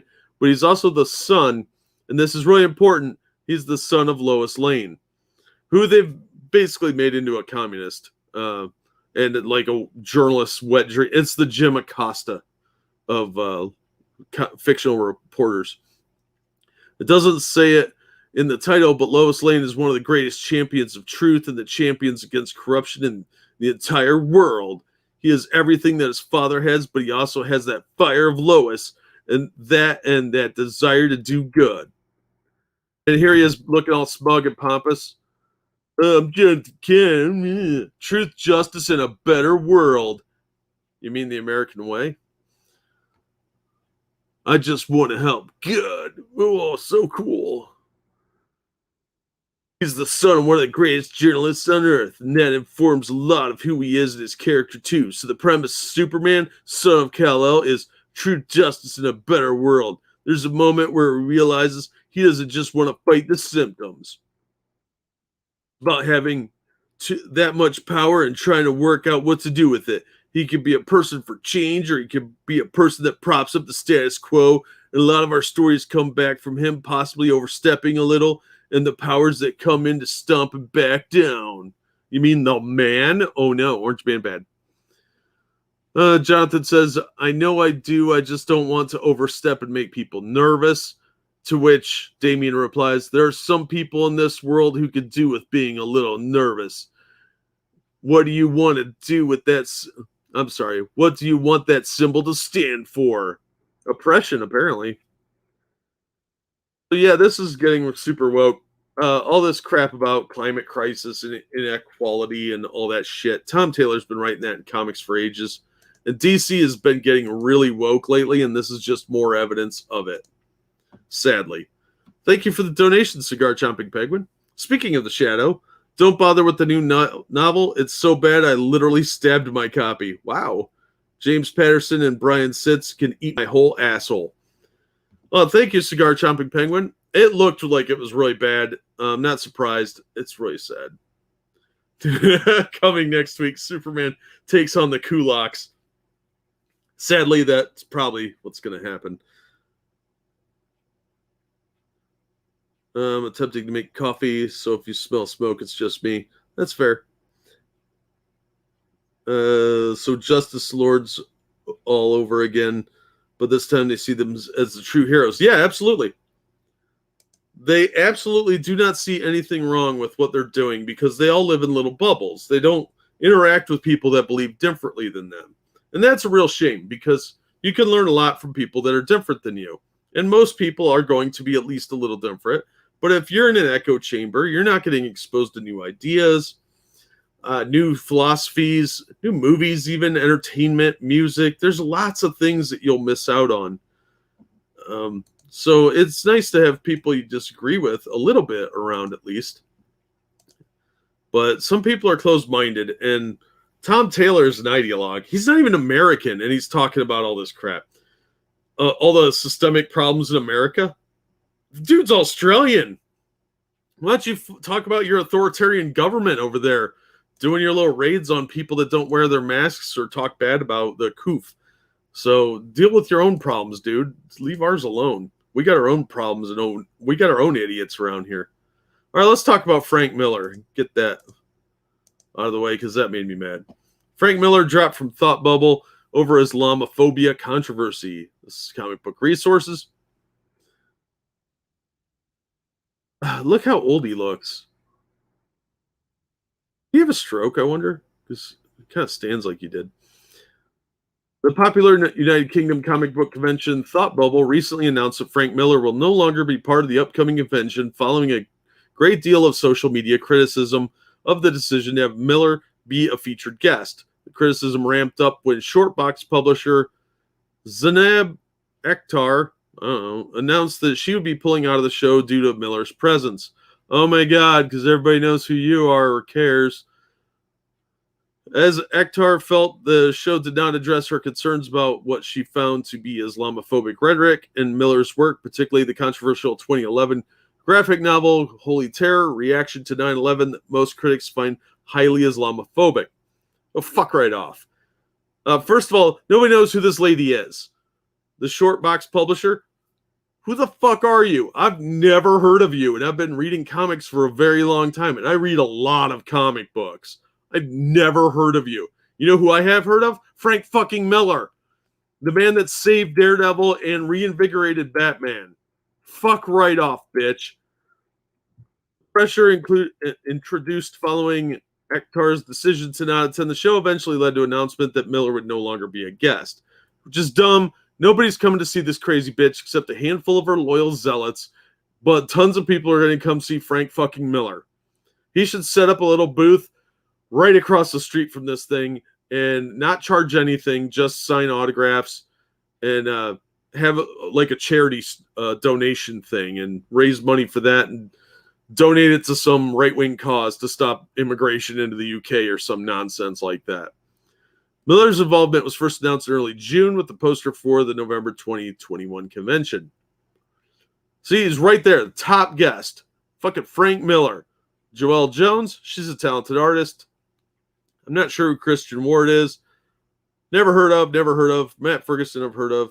Sarah Grayley, never heard of. Peter Krause, I've heard of. Rachel Stott, never heard of. Hassan Otsman Allahu, I think he's a letterer or a colorist. I've heard of him. He does a lot of work. B. Murr, never heard of. Celine Thomas, never heard of. These Mags Visaggio is going to be there. Okay. I've at least heard of Mags Visaggio. But notice that other chick's name is not on this list. She's not even a featured guest, like to where she would ever. These are the people that are supposed to bring people in. They're the recognizable names. Ridiculous. What's her face immediately expressed her concerns about Miller's inclusion. Let's read her statement. Hello, everyone. I'm sorry to inform you that Shortbox and I will no longer be attending Thought Bubble Festival this November. I can't do a woman's voice. I'm sorry. I was invited as a guest in 2020, which rolled over to this year. I've been excited to attend, represent my authors, and share our books with readers after almost 2 years of no conventions. However, as a proud Muslim woman, did you get your husband's permission to write this? Because if you didn't, you're not a proud Muslim. I cannot in good conscience attend a festival that deems it appropriate to invite and platform Frank Miller, a person who is responsible for the propagation of abhorrent anti-Muslim hate, particularly via his work. Cool story, bro. Anti-Muslim bigotry is repugnant and condemnable, yet has become deeply rooted, so widely accepted in society that's not even given a cursory consideration, as evidenced once again in this situation. Maybe because you're full of shit. I cannot comprehend how time and time again festivals and communities within comics espouse values regarding inclusivity, diversity, comics being for everyone, zero tolerance of hate, and all that lip service evaporates when they are asked to enact those same values. Grow up, crybaby. People you disagree with are everywhere. And maybe focus on stopping, I don't know, those rampant Muslim rape gangs that are all over Europe and England. Once she pulled out of the show, more comic creators started to express similar viewpoints. You know what? They would have bought all the money that these assholes who dropped out or were threatening to. I'd been like, fine, go ahead. We still have Frank fucking Miller. He's going to bring in way more people. And we will just invite some other people that aren't you and fill your slots. Because I guarantee you there are people that want some recognition by going to a show and being like, I'll sign some fucking autographs. Thought Bubble then announced a day later that Miller would not be a guest at the convention. And here's their stupid ass statement. Over the last 14 years, Thought Bubble has grown into an amazing community of comic creators and fans who we love, trust, and respect. We have let you down, and in our commitment to maintaining Thought Bubble as a safe space for all, we have fallen short. Fuck off. We exist to share the art form and its world with people. If any individual group or community feels uncomfortable or excluded from our show, like Frank Miller, then we have failed. Then you failed because you failed Frank Miller. We know that many of you are disappointed in us and have been expecting a comment from us on this before now. We are sorry for our silence, but we have been trying to fix this. Frank Miller will not be attending Thought Bubble. We are deeply sorry, particularly to those who we should be standing up for the most. The child victims of Muslim sex trafficking. We hope that you could give us the opportunity to make this better, and we could thank you for holding us accountable. Oh God, you want to tickle the asshole while you're cupping the balls there, champ? We know there is still more to discuss, and we will be replying to those who have been in touch. We hope you can bear with us while we do this. We won't let you down again. Yours, Team Thought Bubble. It's worth noting that nothing was actually done until Akbar pulled out of the show, a fact that did not escape her notice, saying, I was used to do Thought Bubble's dirty work for them, and as an acceptable sacrifice in order for them to garner and provide proof of Miller's team and extract themselves from the situation. Yeah, well, somebody's got to bite the bullet. And you volunteered to leave. Nobody made you do it. You could have threatened it. And then when they were like, go for it, we got Frank fucking Miller. You're a nobody who will be forgotten in 5 years when your little company goes under, and Frank Miller's still selling Sin City and reprints of Dark Knight and everything Daredevil for the next 30 to 50 years. I mean, they studied Dark Knight Returns in colleges. They studied Born Again and a bunch of other Daredevil stuff in colleges. Frank Miller and Alan Moore made the 80s. 86 was the year that changed comic books, and Frank Miller was a pivotal role in that. He had been building up to it with Daredevil, and his work on Dark Knight Returns and Sin City changed the industry in multiple ways. What has this bitch I've never heard of ever done? You work at a publishing house that is probably less than 30 people. Frank Miller has made so many people create derivative works that he's probably responsible for 50 people's careers. Now, what they should have done is, if they were going to disinvite Frank Miller, they should have invited someone more controversial. That's what they should have done. Invite Dave Sim. Fuck, invite Ethan Van Sciver. I don't care. I don't even like that guy, but invite him just to be like, middle finger. And then have Frank Miller there anyway. Fuck these people. Bunch of crybabies, cancel culture. I'm sick of this shit. It's getting out of hand. Yeah, Dark Knight Returns was made in movies. What have they ever done? Fucking nothing. Did we give Frank Miller a reach around when they effed him? Nope. They just gave him a boot to the butt and told him to get lost. Get lost, old man.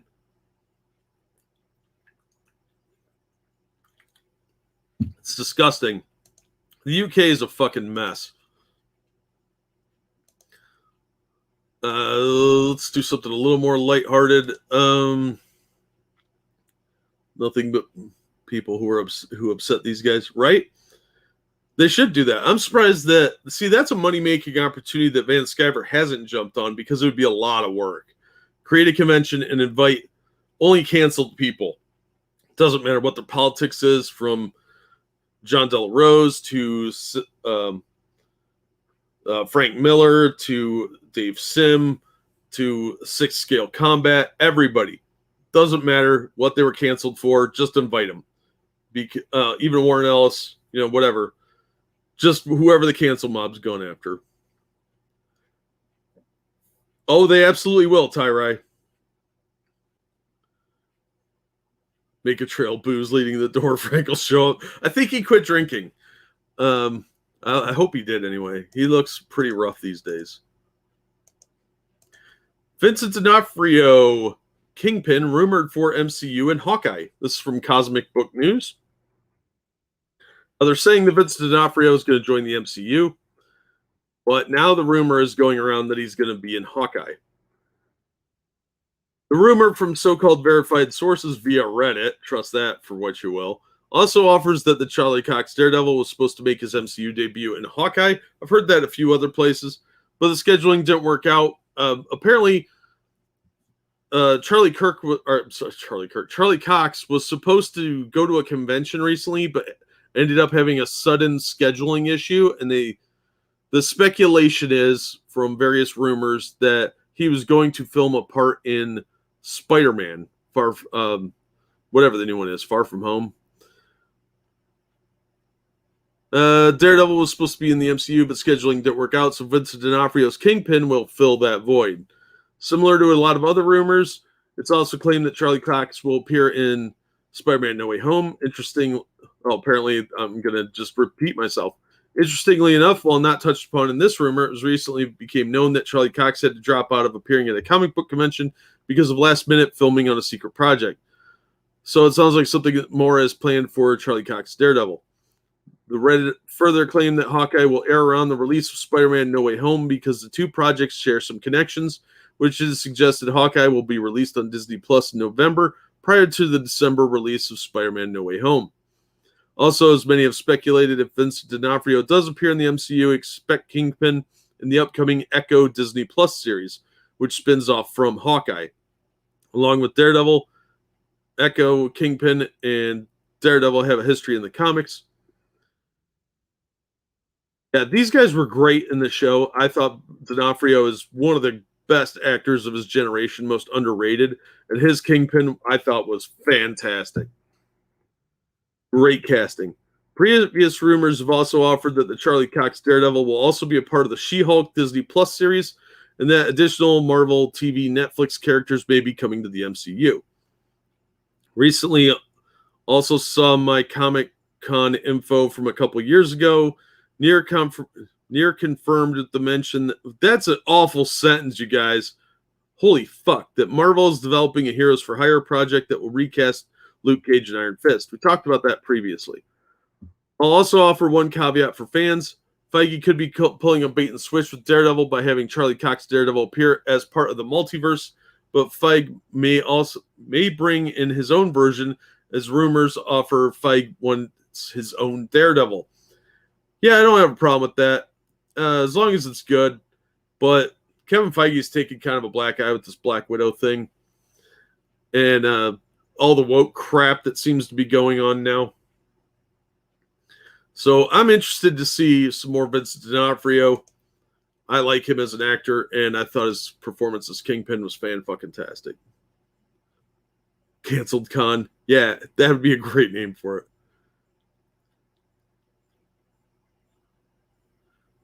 Make it Far From Good. Yeah, no shit. Now I like Jeremy Renner, but why is Hawkeye having his own movie? It's not. It's a TV series. Like Black Widow, they're both supporting characters. Yeah, he's going to be training Kate Bishop as his replacement. Apparently, this is probably going to be Jeremy Renner's last hurrah, because Kate Bishop is getting trained to be the new Hawkeye. Not his daughter for some reason, but Kate Bishop.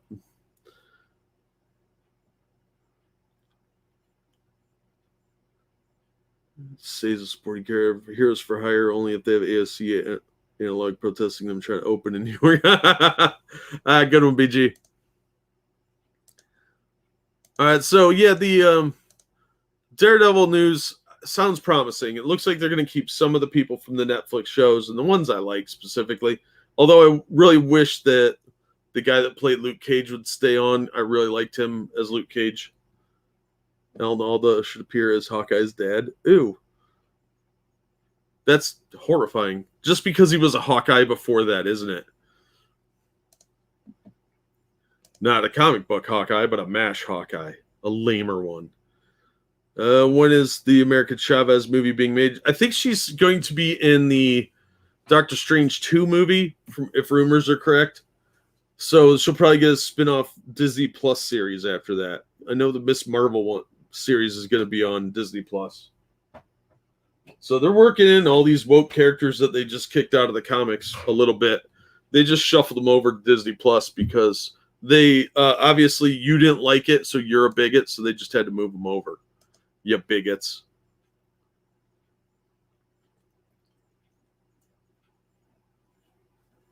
And since America Chavez can dimension hop, that probably will play a large part in the movie.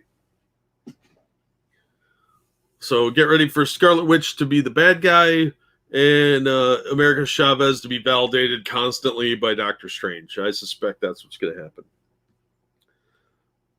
Will wokeness ever leave entertainment? No. It's pretty well ingrained itself. You're just going to have two distinct groups. You're going to have like left-wing media and right-wing media from the look of it. Maybe eventually there'll be a pendulum shift, but wokeness will always be there under the surface. Just like communism, you cannot ever flush it out completely. It's a parasite that will never fully go away, that you must always be on the lookout for. It's the hemorrhoids of the entertainment industry. Well, let's talk about Dark Horse. Dark Horse promises it's not just straight white boy comics anymore. This is coming to us from Polygon. Publisher made it clear at San Diego Comic-Con, comics are for everybody. Why does everybody have that stupid hairdo now? Black girls, is this a hairdo that you want to have? Because it looks silly. You look like a broccoli floret. Billed as a look at the future of one of the industry's leading independent publishers, the 35 years of Dark Horse past and present panel at San Diego Comic-Con 2021. That's available on their YouTube channel, I believe, on San Diego Comic-Con's YouTube channel, because it was not a live event again this year and everybody forgot about it. Proved to be just as much celebration of the medium as its evolution in the 3.5 decade past. That's a bad sentence. Hosted by Dark Horse publicity maven, fuck off, Kate J. The panel was made up of writers Roy Okupe, Cullen Bunn, Christopher Golden, and Faith Erin Hendricks, as well as one of the most important figures in the mainstream U.S. comics, editor Karen Berger, whose Berger Books imprints launched at the publisher in 2019. Kate Berger did some pretty impressive stuff. Cullen Bunn is a good horror writer, and he's doing a pretty decent job on Shadow Man right now, but some of these others I don't know about. Christopher Golden's pretty good most of the time. But yeah, there's some real wokeness going on here. Berger held court about her history in the industry, explaining that she was initially hired at DC Comics thanks to an interview set up in the early 80s by a friend, writer J.M. DeMatteis, even though she wouldn't have classified herself as a comic book fan. After working on a number of titles, including DC's horror anthologies, she explained, I fell in love with the medium. I love the collaborative aspect of creating comics, although she said that her lack of early fandom was what allowed her to become the editor that she did. DeMatteis did some amazing work back in the day on a lot of different titles. He did a lot of Spider-Man stuff too. But it's weird that she says she got a job in the early 80s in the comic industry. I thought women in comics was new. You'd think it started with Heather Antos. I gravitated toward comics that weren't male power fantasies, she said. That's most of the industry, you stupid bitch. I was able to look at the medium and asked, why aren't we doing stories about real life? Because nobody wants to read about the real fucking life.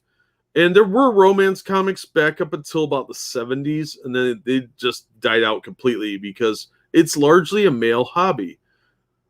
The result of this line of thought proved to be DC's much missed Vertigo line, which Berger founded in 1993 and headed up until 2013. Back when Vertigo was good, and they had popular titles like Hellblazer and Sandman, which again, those aren't stories about real life. Sorry, they're not. As it happens, one of the initial Vertigo titles is returning to print via Berger Books, and Berger was enthusiastic about talking about the new edition of Peter Milgrom and Duncan Freiredo's Enigma, which will get a hardcover edition this fall. I'm now thrilled to present Enigma in the best package it's ever had in its life, she teased. At DC, we never reproduced it in its best fashion. That's cool. If you were a fan of Enigma, this is a good way to get it. Berger, whatever, will also reteam with Devin Grayson, who wrote the Vertigo miniseries User for a new series, Rewild. Devin Grayson is vastly overrated. She was okay when she had good editorial oversight, but she basically got her job because she used to date Mark Waid. Sorry, it's just the way it is. It's how it always looked. Berger described the title as a cli-fi story, a horror story about climate change. Ooh, we're calling it cli-fi now. Climate change fiction. Good.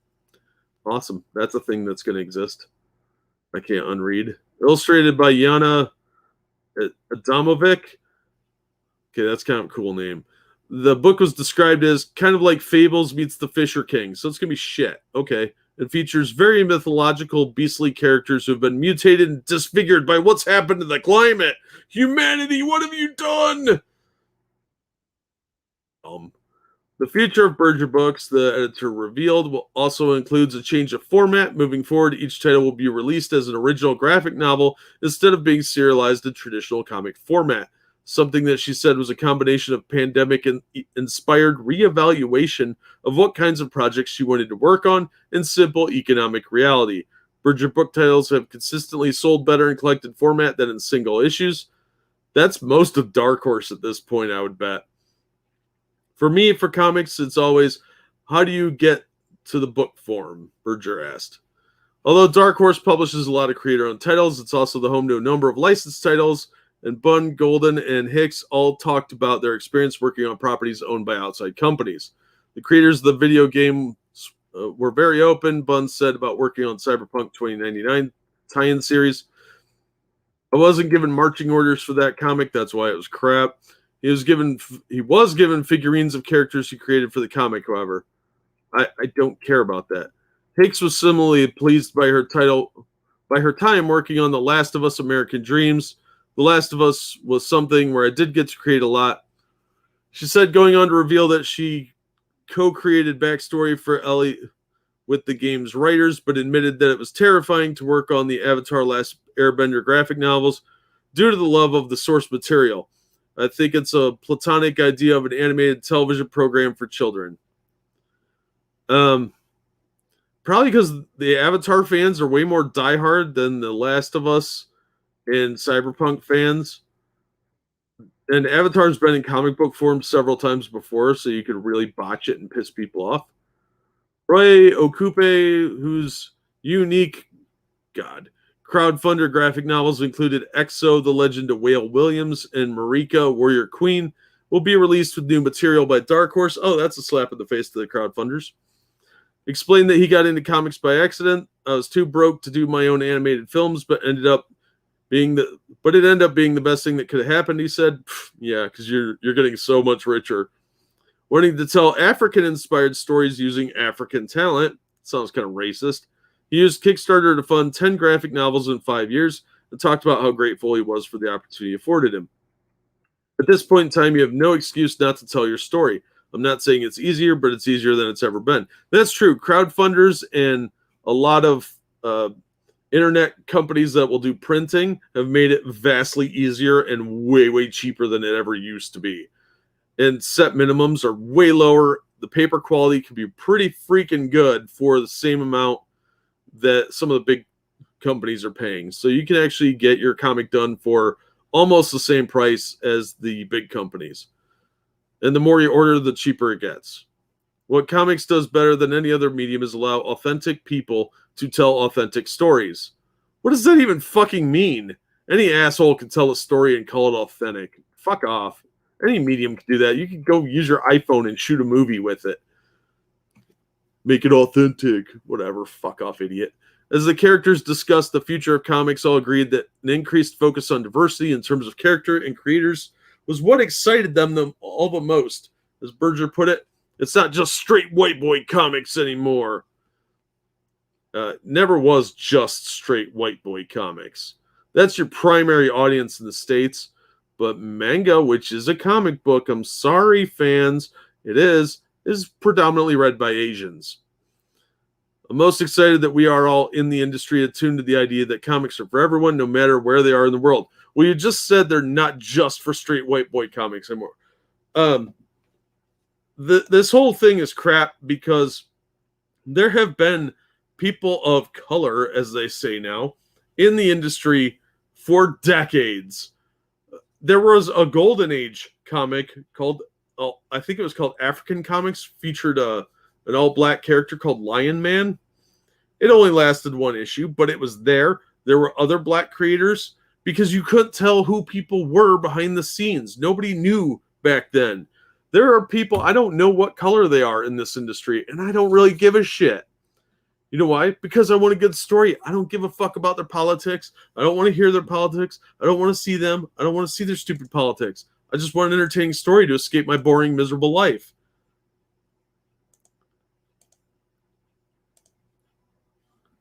Climate fiction. They're admitting the truth. It's finally it's fiction. Pretty much, Ryan. Toxic Avengers, yeah. Day After Tomorrow. Don't bring that up. I hate that movie. Yeah, I saw the Usagi ad. They've got a new trade paperback coming out from Usagi Yojimbo that's being published by Dark Horse. It's just a reprint. Yeah, manga has lots of romance stuff. And a lot of, I would say probably the majority of people working in comics now are probably minorities because of manga. Most mangas put out by Asians, obviously, and you have these companies here in the States are hiring mostly minority people now, and they're catering more toward that audience. And in this country, we are 65% Caucasian. So you're alienating a lot of your marketplace by saying this isn't for you. And that's really the message they're sending out for a lot of this stuff. Yeah, the stories are actually good. That's the problem, Dark Resurrect, is manga is trying to make good stories, and comic books are trying to make propaganda. Three-eyed fish with feet. Yeah, right? Hey, Comrade Kitty. And manga publishers will very politely tell the wokesters to fuck off. Yeah, I hope so. I think we talked about that one guy who said they had to cater toward Western audiences and self-censor, and then had to give a bunch of his paycheck back because the Japanese aren't fucking around like we are here.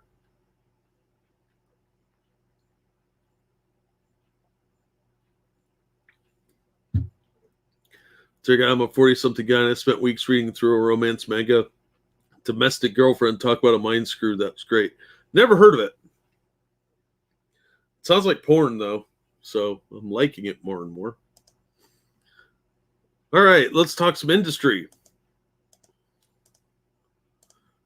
This is from Bleeding Fool.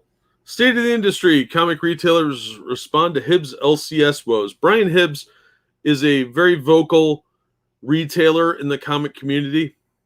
He just closed one of his stores. From what I can tell, he's kind of a dick, but I don't know the guy. I just know what I've read from him. And he is very vocal and very cited. Bleeding Cool used to talk to him a lot, and so did some of the others. Earlier this month, comic book shop veteran Brian Hibbs, who frequently blogs about the industry in his Tilting at Windmills column, explained why he had decided to close Comics Experience located in San Francisco, his less profitable comics shop.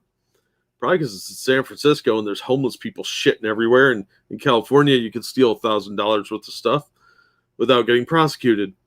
I'm sorry, $950. Some retailers and readers may remember that when California went into pandemic lockdown, Mr. Hibbs spoke up, hoping to influence Diamond Comic distributors to shut down operations so no other stores in the country could get comics either. He actually did that. He's like, well, if I'm shutting down, so is everybody else. And Diamond capitulated. When Diamond decided to pause distribution and furlough employees. DC Comics said see ya and made nice with other comic book distributors. Marvel Comics went a step further. Yeah, Marvel's departing Diamond exclusivity, and they are now with Penguin Random House, which I think Disney also owns. And from what I've heard, they have really good experience and have opened up retailers to a lot of other stuff like manga that they couldn't get at a reasonable discount before, but now can get at a very good discount through Penguin Random House. So that might actually help retailers more in the long run. Not Diamond so much, but that's their own fault. Like many retailers, Mr. Hibbs didn't like that too much either. Still, the industry insisted it was doing great. That's full shit. Pretty sure I was promised an industry-wide collapse. Yeah, you were, because you are. These numbers for comics and graphic novels hit a new high in pandemic year, up 6%. This is misleading because that's just in 2020, and they factored in manga and crowdfunders for that matter. So that was a gross distortion of things. Very gross distortion. Plus, it also doesn't take into account the price increases on the books. It just goes by raw numbers. Even though the shop he was shutting down was less profitable since penning his last column, Hibbs did manage to find a buyer. So my first question was if the comics industry is doing as great as you guys like Tim Seeley, Ron Mars, Joe Quesada, and other industry creatives keep claiming, why is one of the most well-known and respected that's bold, comic retailers in America being forced to sell his comic shop? Was it the location? Other San Francisco shops had closed last year, and both of his shops are located there. I read reports that much of the city is crowded with homeless people, littered with feces and used needles. The local government frequently enacts severely oppressive anti-business laws, but none of that was mentioned in Hibbs' article. They have been having a lot of problems. We've read articles on Monkey in the Morning about this, about all the nonsense going on in San Francisco, the enablement of the homeless to just roam freely and not be punished, using needles everywhere, the poop, and their anti-business laws, plus California's anti-shoplifting mandates. It's getting ridiculous. In light of Ron Mars and others crowing that the industry is booming instead of blaming any localized outside forces or taking responsibility himself, Hibbs pointed at how the comic industry is operating at the cause of its troubles. I probably would still have dug in and fought hard for it, except for one thing. I've lost a great deal of faith in the business of periodical comics, and more specifically of many of the people in charge of shepherding it. Costs of operations are greatly increasing, profit margins are getting tighter, and the industry as a whole seems hell-bent on catering to speculators in fear of missing out marketing. That's true. Prices are going up on the books, and they are cutting the discounts and stuff like that. And a lot of companies are catering to speculators by creating this, like, oh, this issue features a brand new character, or it's a number one, or all the variant covers. So they do this with storylines a lot. You'll notice the X-Men rebooting yet again. That's the fear of missing out stuff. All the variant covers are for the speculators, so are the number ones. And the new characters. Oh, we got new gay characters, stuff like that. Hibbs continues, at the new 50% margin on Marvel periodicals and a soon-to-be 48.51 on DC for us after shipping, there's just not value in risking anything more than the bare minimum for the two largest publisher of periodicals. Yeah, this has actually gone down a little bit because of the way Marvel's doing things now. And you have to order quite a lot of books to get these numbers. This is not for small shop. A small shop would get like 35%. But the margins have never been very good. This is only about 5 to 10% difference. So I think he's trying to mask what's really going on because he wants to put a rosy look on it.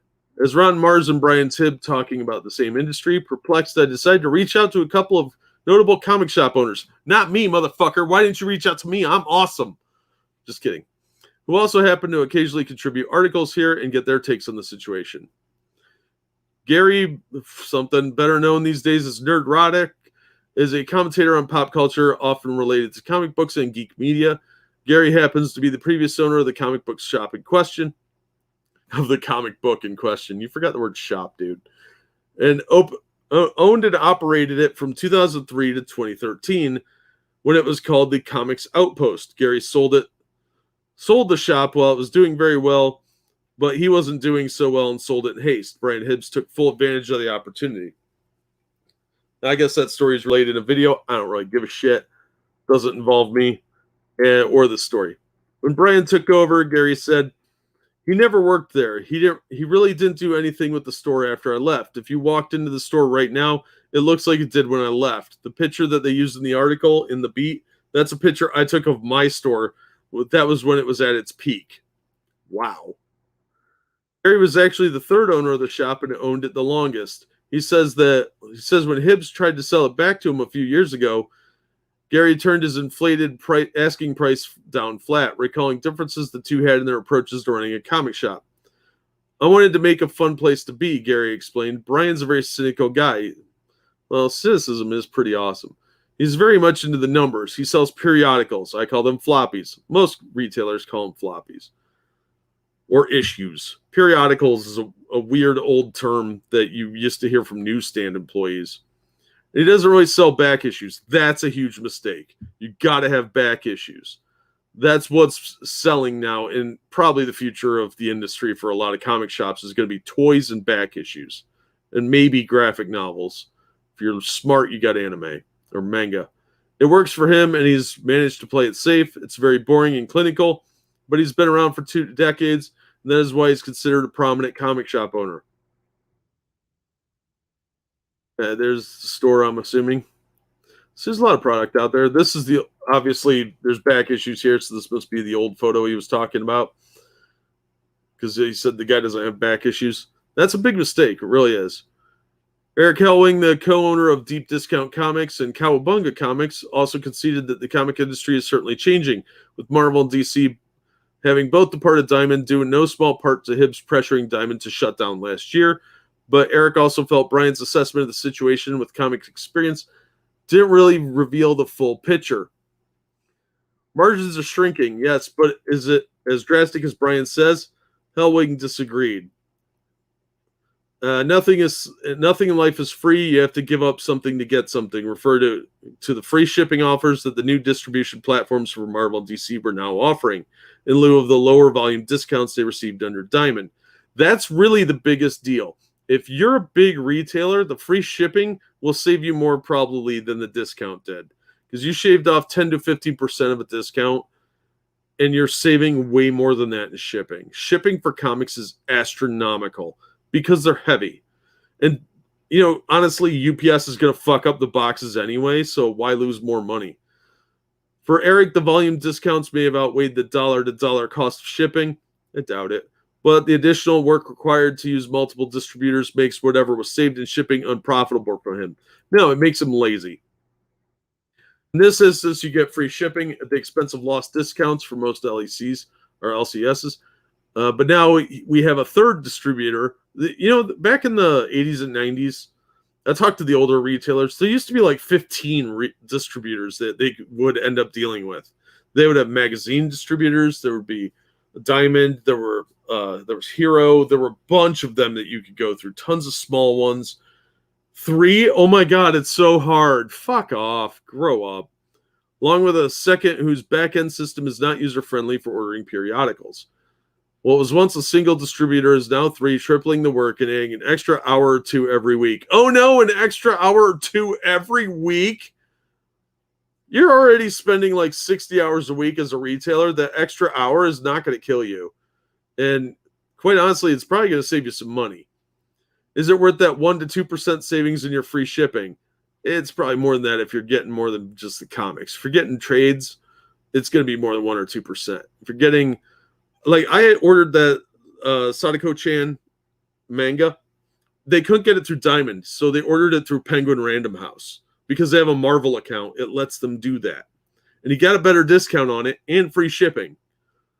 So you're selling more product. Because otherwise, if they had just had Diamond, I wouldn't have gotten that book. But now I'm going to get it because they ordered it through Penguin. And he's getting free shipping. And he's getting a discount on it, which is discounts on manga through Diamond are garbage. They're not even 10%. So that's why you don't see many comic shops carrying manga, because they'd have to open a book distribution account, and they don't want to do that. But if you have a Marvel account, you have one now. So there's no reason not to. So that'll open the door for more people to get manga in their stores, and manga sells. Anyway, continuing.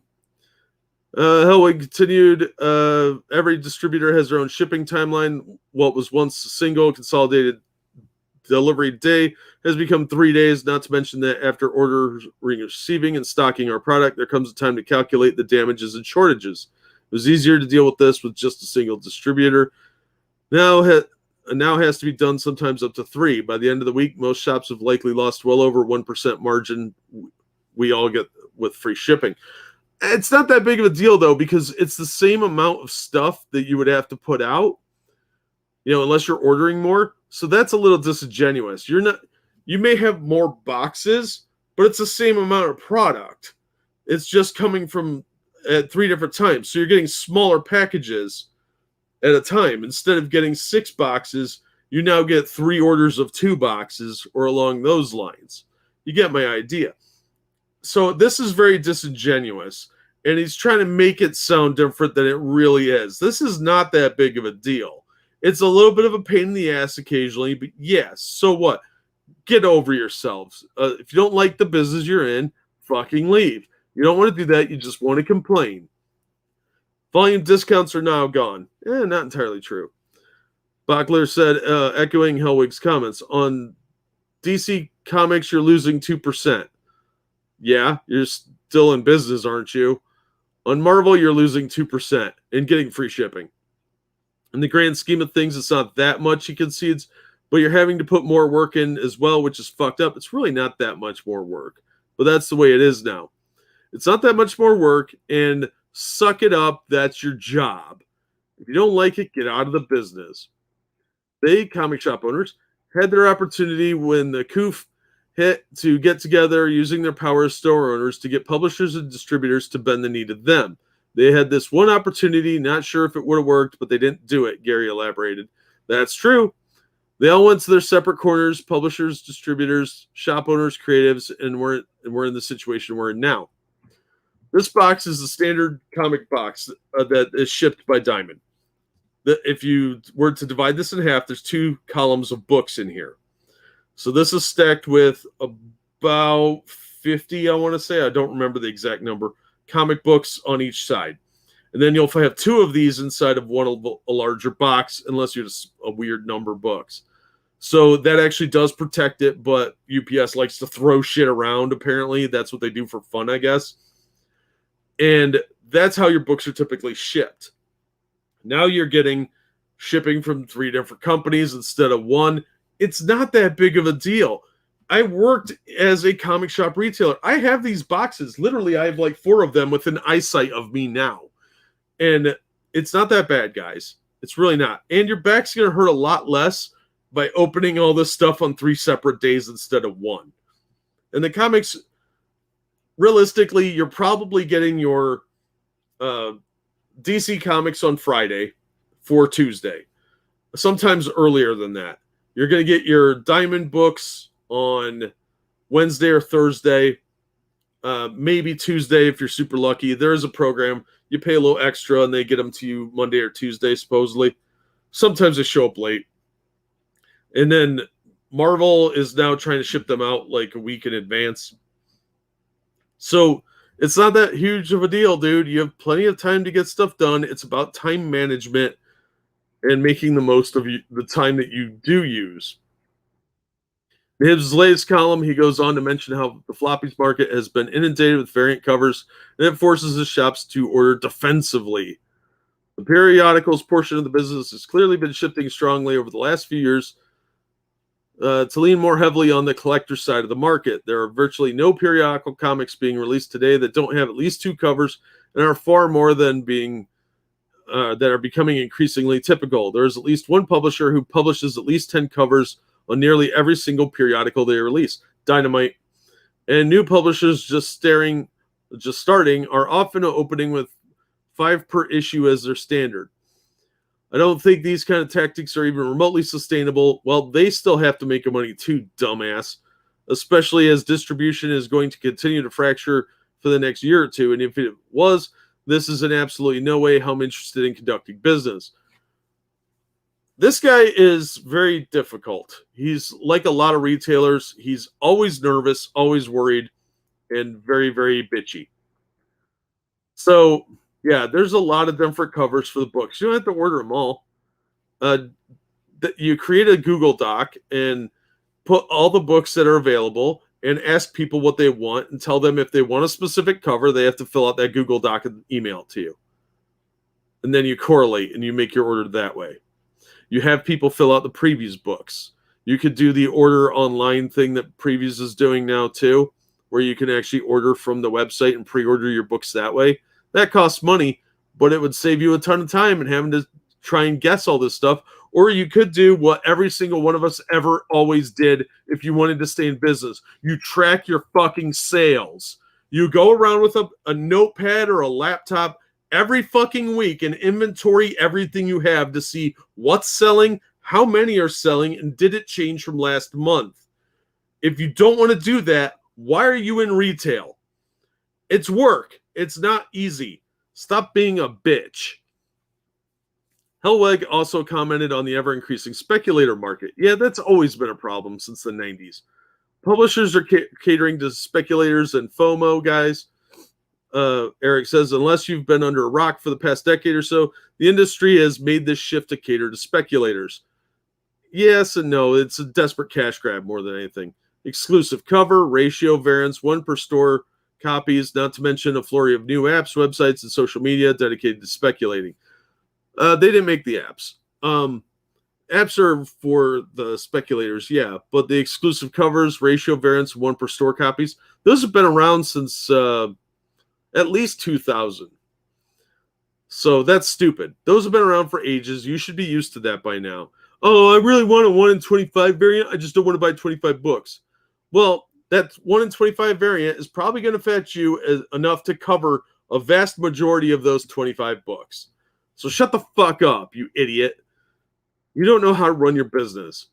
If you're upset about this stuff, that's part of the business. You don't have to like it. I hate speculation stuff, but it's part of the job.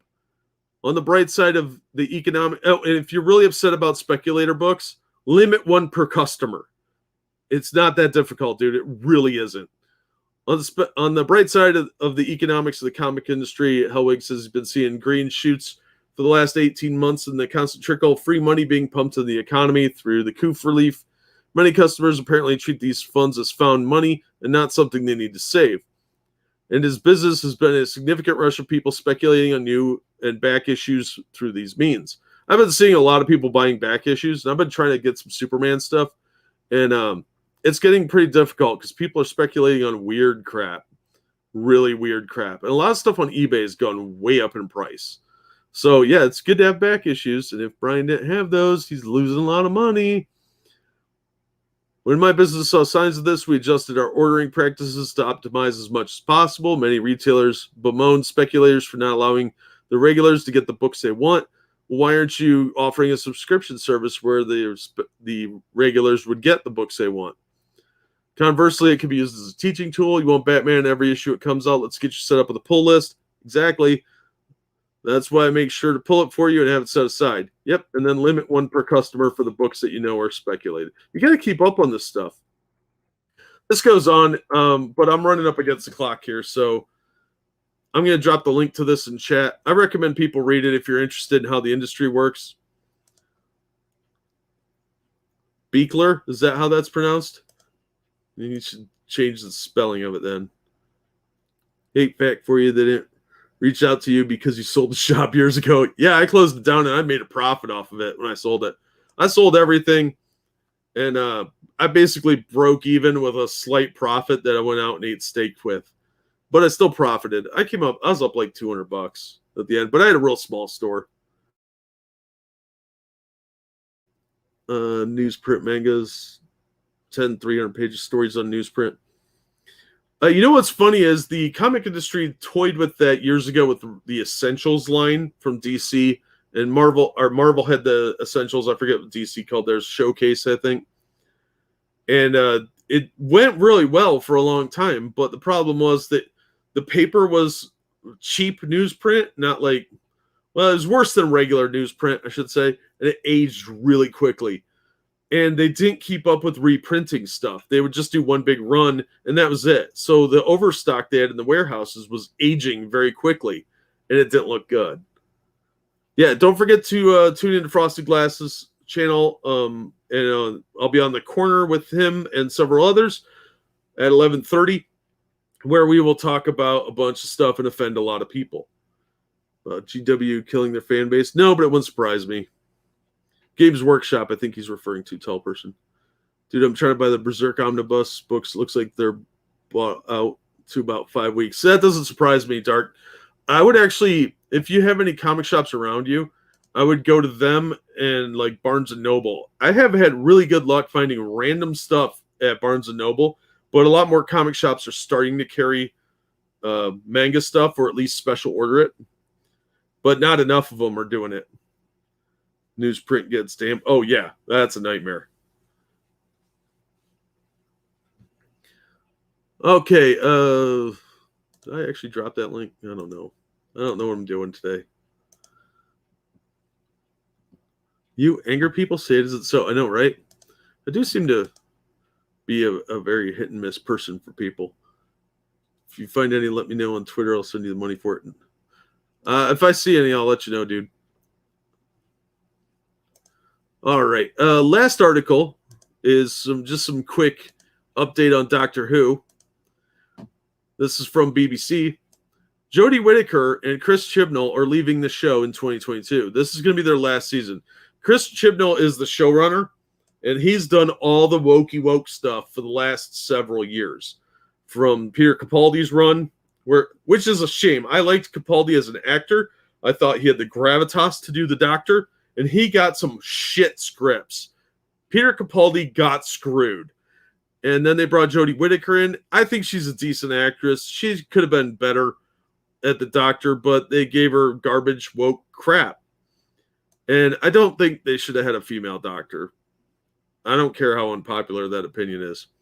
But she's stepping down as the Doctor, and hopefully they're going to retcon that whole Timeless Child shit they did. But there's going to be a new 6-part series later in the year and 3 specials next year before she exits. So they're not even doing a real... They're basically doing one season and breaking it up. And the specials will probably be an hour and a half or 2 hours. She says, I will carry the Doctor and the lessons I learned forever. Okay. Chinball. Also, who appointed the actress to replace Peter Capaldi, has been in charge of the series since 2017. And weirdly, it has been really garbage since at least 2017. Yeah, so there's Chinball and Whittaker. He even looks like a douchebag. And they kind of go on and talk about some of the other people that were on the show and stuff like that. This guy is going to appear in the last season.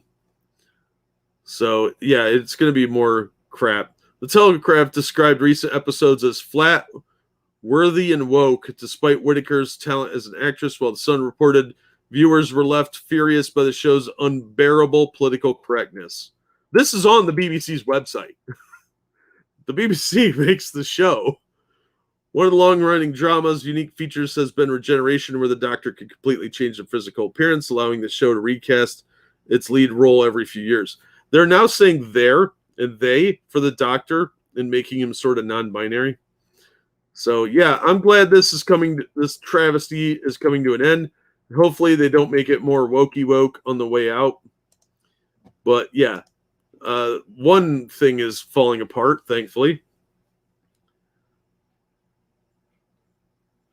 Yeah, she made super woke. She's a pretty woke too, so it's not surprising. Yeah, its ratings now are worse than they were during the last season of Sylvester McCoy's run. And I liked Sylvester McCoy. I thought he was a decent doctor. They tried too hard to make him like dark and mysterious, but there was barely anyone watching those shows, so they could kind of push the envelope a little bit. And their budget was trash at that point too. It was garbage. And a lot of that was a remnant of the Colin Baker era, because his was such an unpopular doctor because he was kind of an unlikable dickbag. Which, now looking back on it, it wasn't that bad, and I get what they were going for. And if it had had more time, it would have been a much more interesting character to develop. Because Trial of a Time Lord was a great story. And that's when Colin Baker really showed that he was a decent actor. But they really kind of screwed the pooch because ratings were so bad by the time they did Trial of a Time Lord that most of the audience had already left it. Because the scripts before that were pretty weak. And they had been put on hiatus a couple times. I think there was a writer's strike in there too, and that really hurt them. So the fact that this super woke crap is lower rated than Sylvester McCoy's run is really, really saying something. It might get canceled, so be aware of that. I could have seen them doing a female doctor. You just need a legendary elderly British woman like Judi Dench or Maggie Smith. I think they're a little too old. Nowadays, they've instituted the idea that the doctor's a younger man, and that's just not true. How common is it for comic shops to be able to order manga just in case shop near me doesn't have the omnibus? They can order them, they just typically don't, because they're done every month in previews. They're listed in the... Oh, Monkey just went live? Whoopsie. All right, guys, that's my cue to wrap up then, so you can go watch that or join us on the corner. But in the meantime, that'll do it for this one. Thank you, everybody, for coming out, and thank you so much for the donations, you guys. It's greatly appreciated. As always, your patronage and appearance here, likes, shares, all that is always appreciated. Probably have me pay up front. Maybe, maybe not. It depends if they know you or not. But thank you, guys, and hopefully we will see you on the next one. Bye, everybody.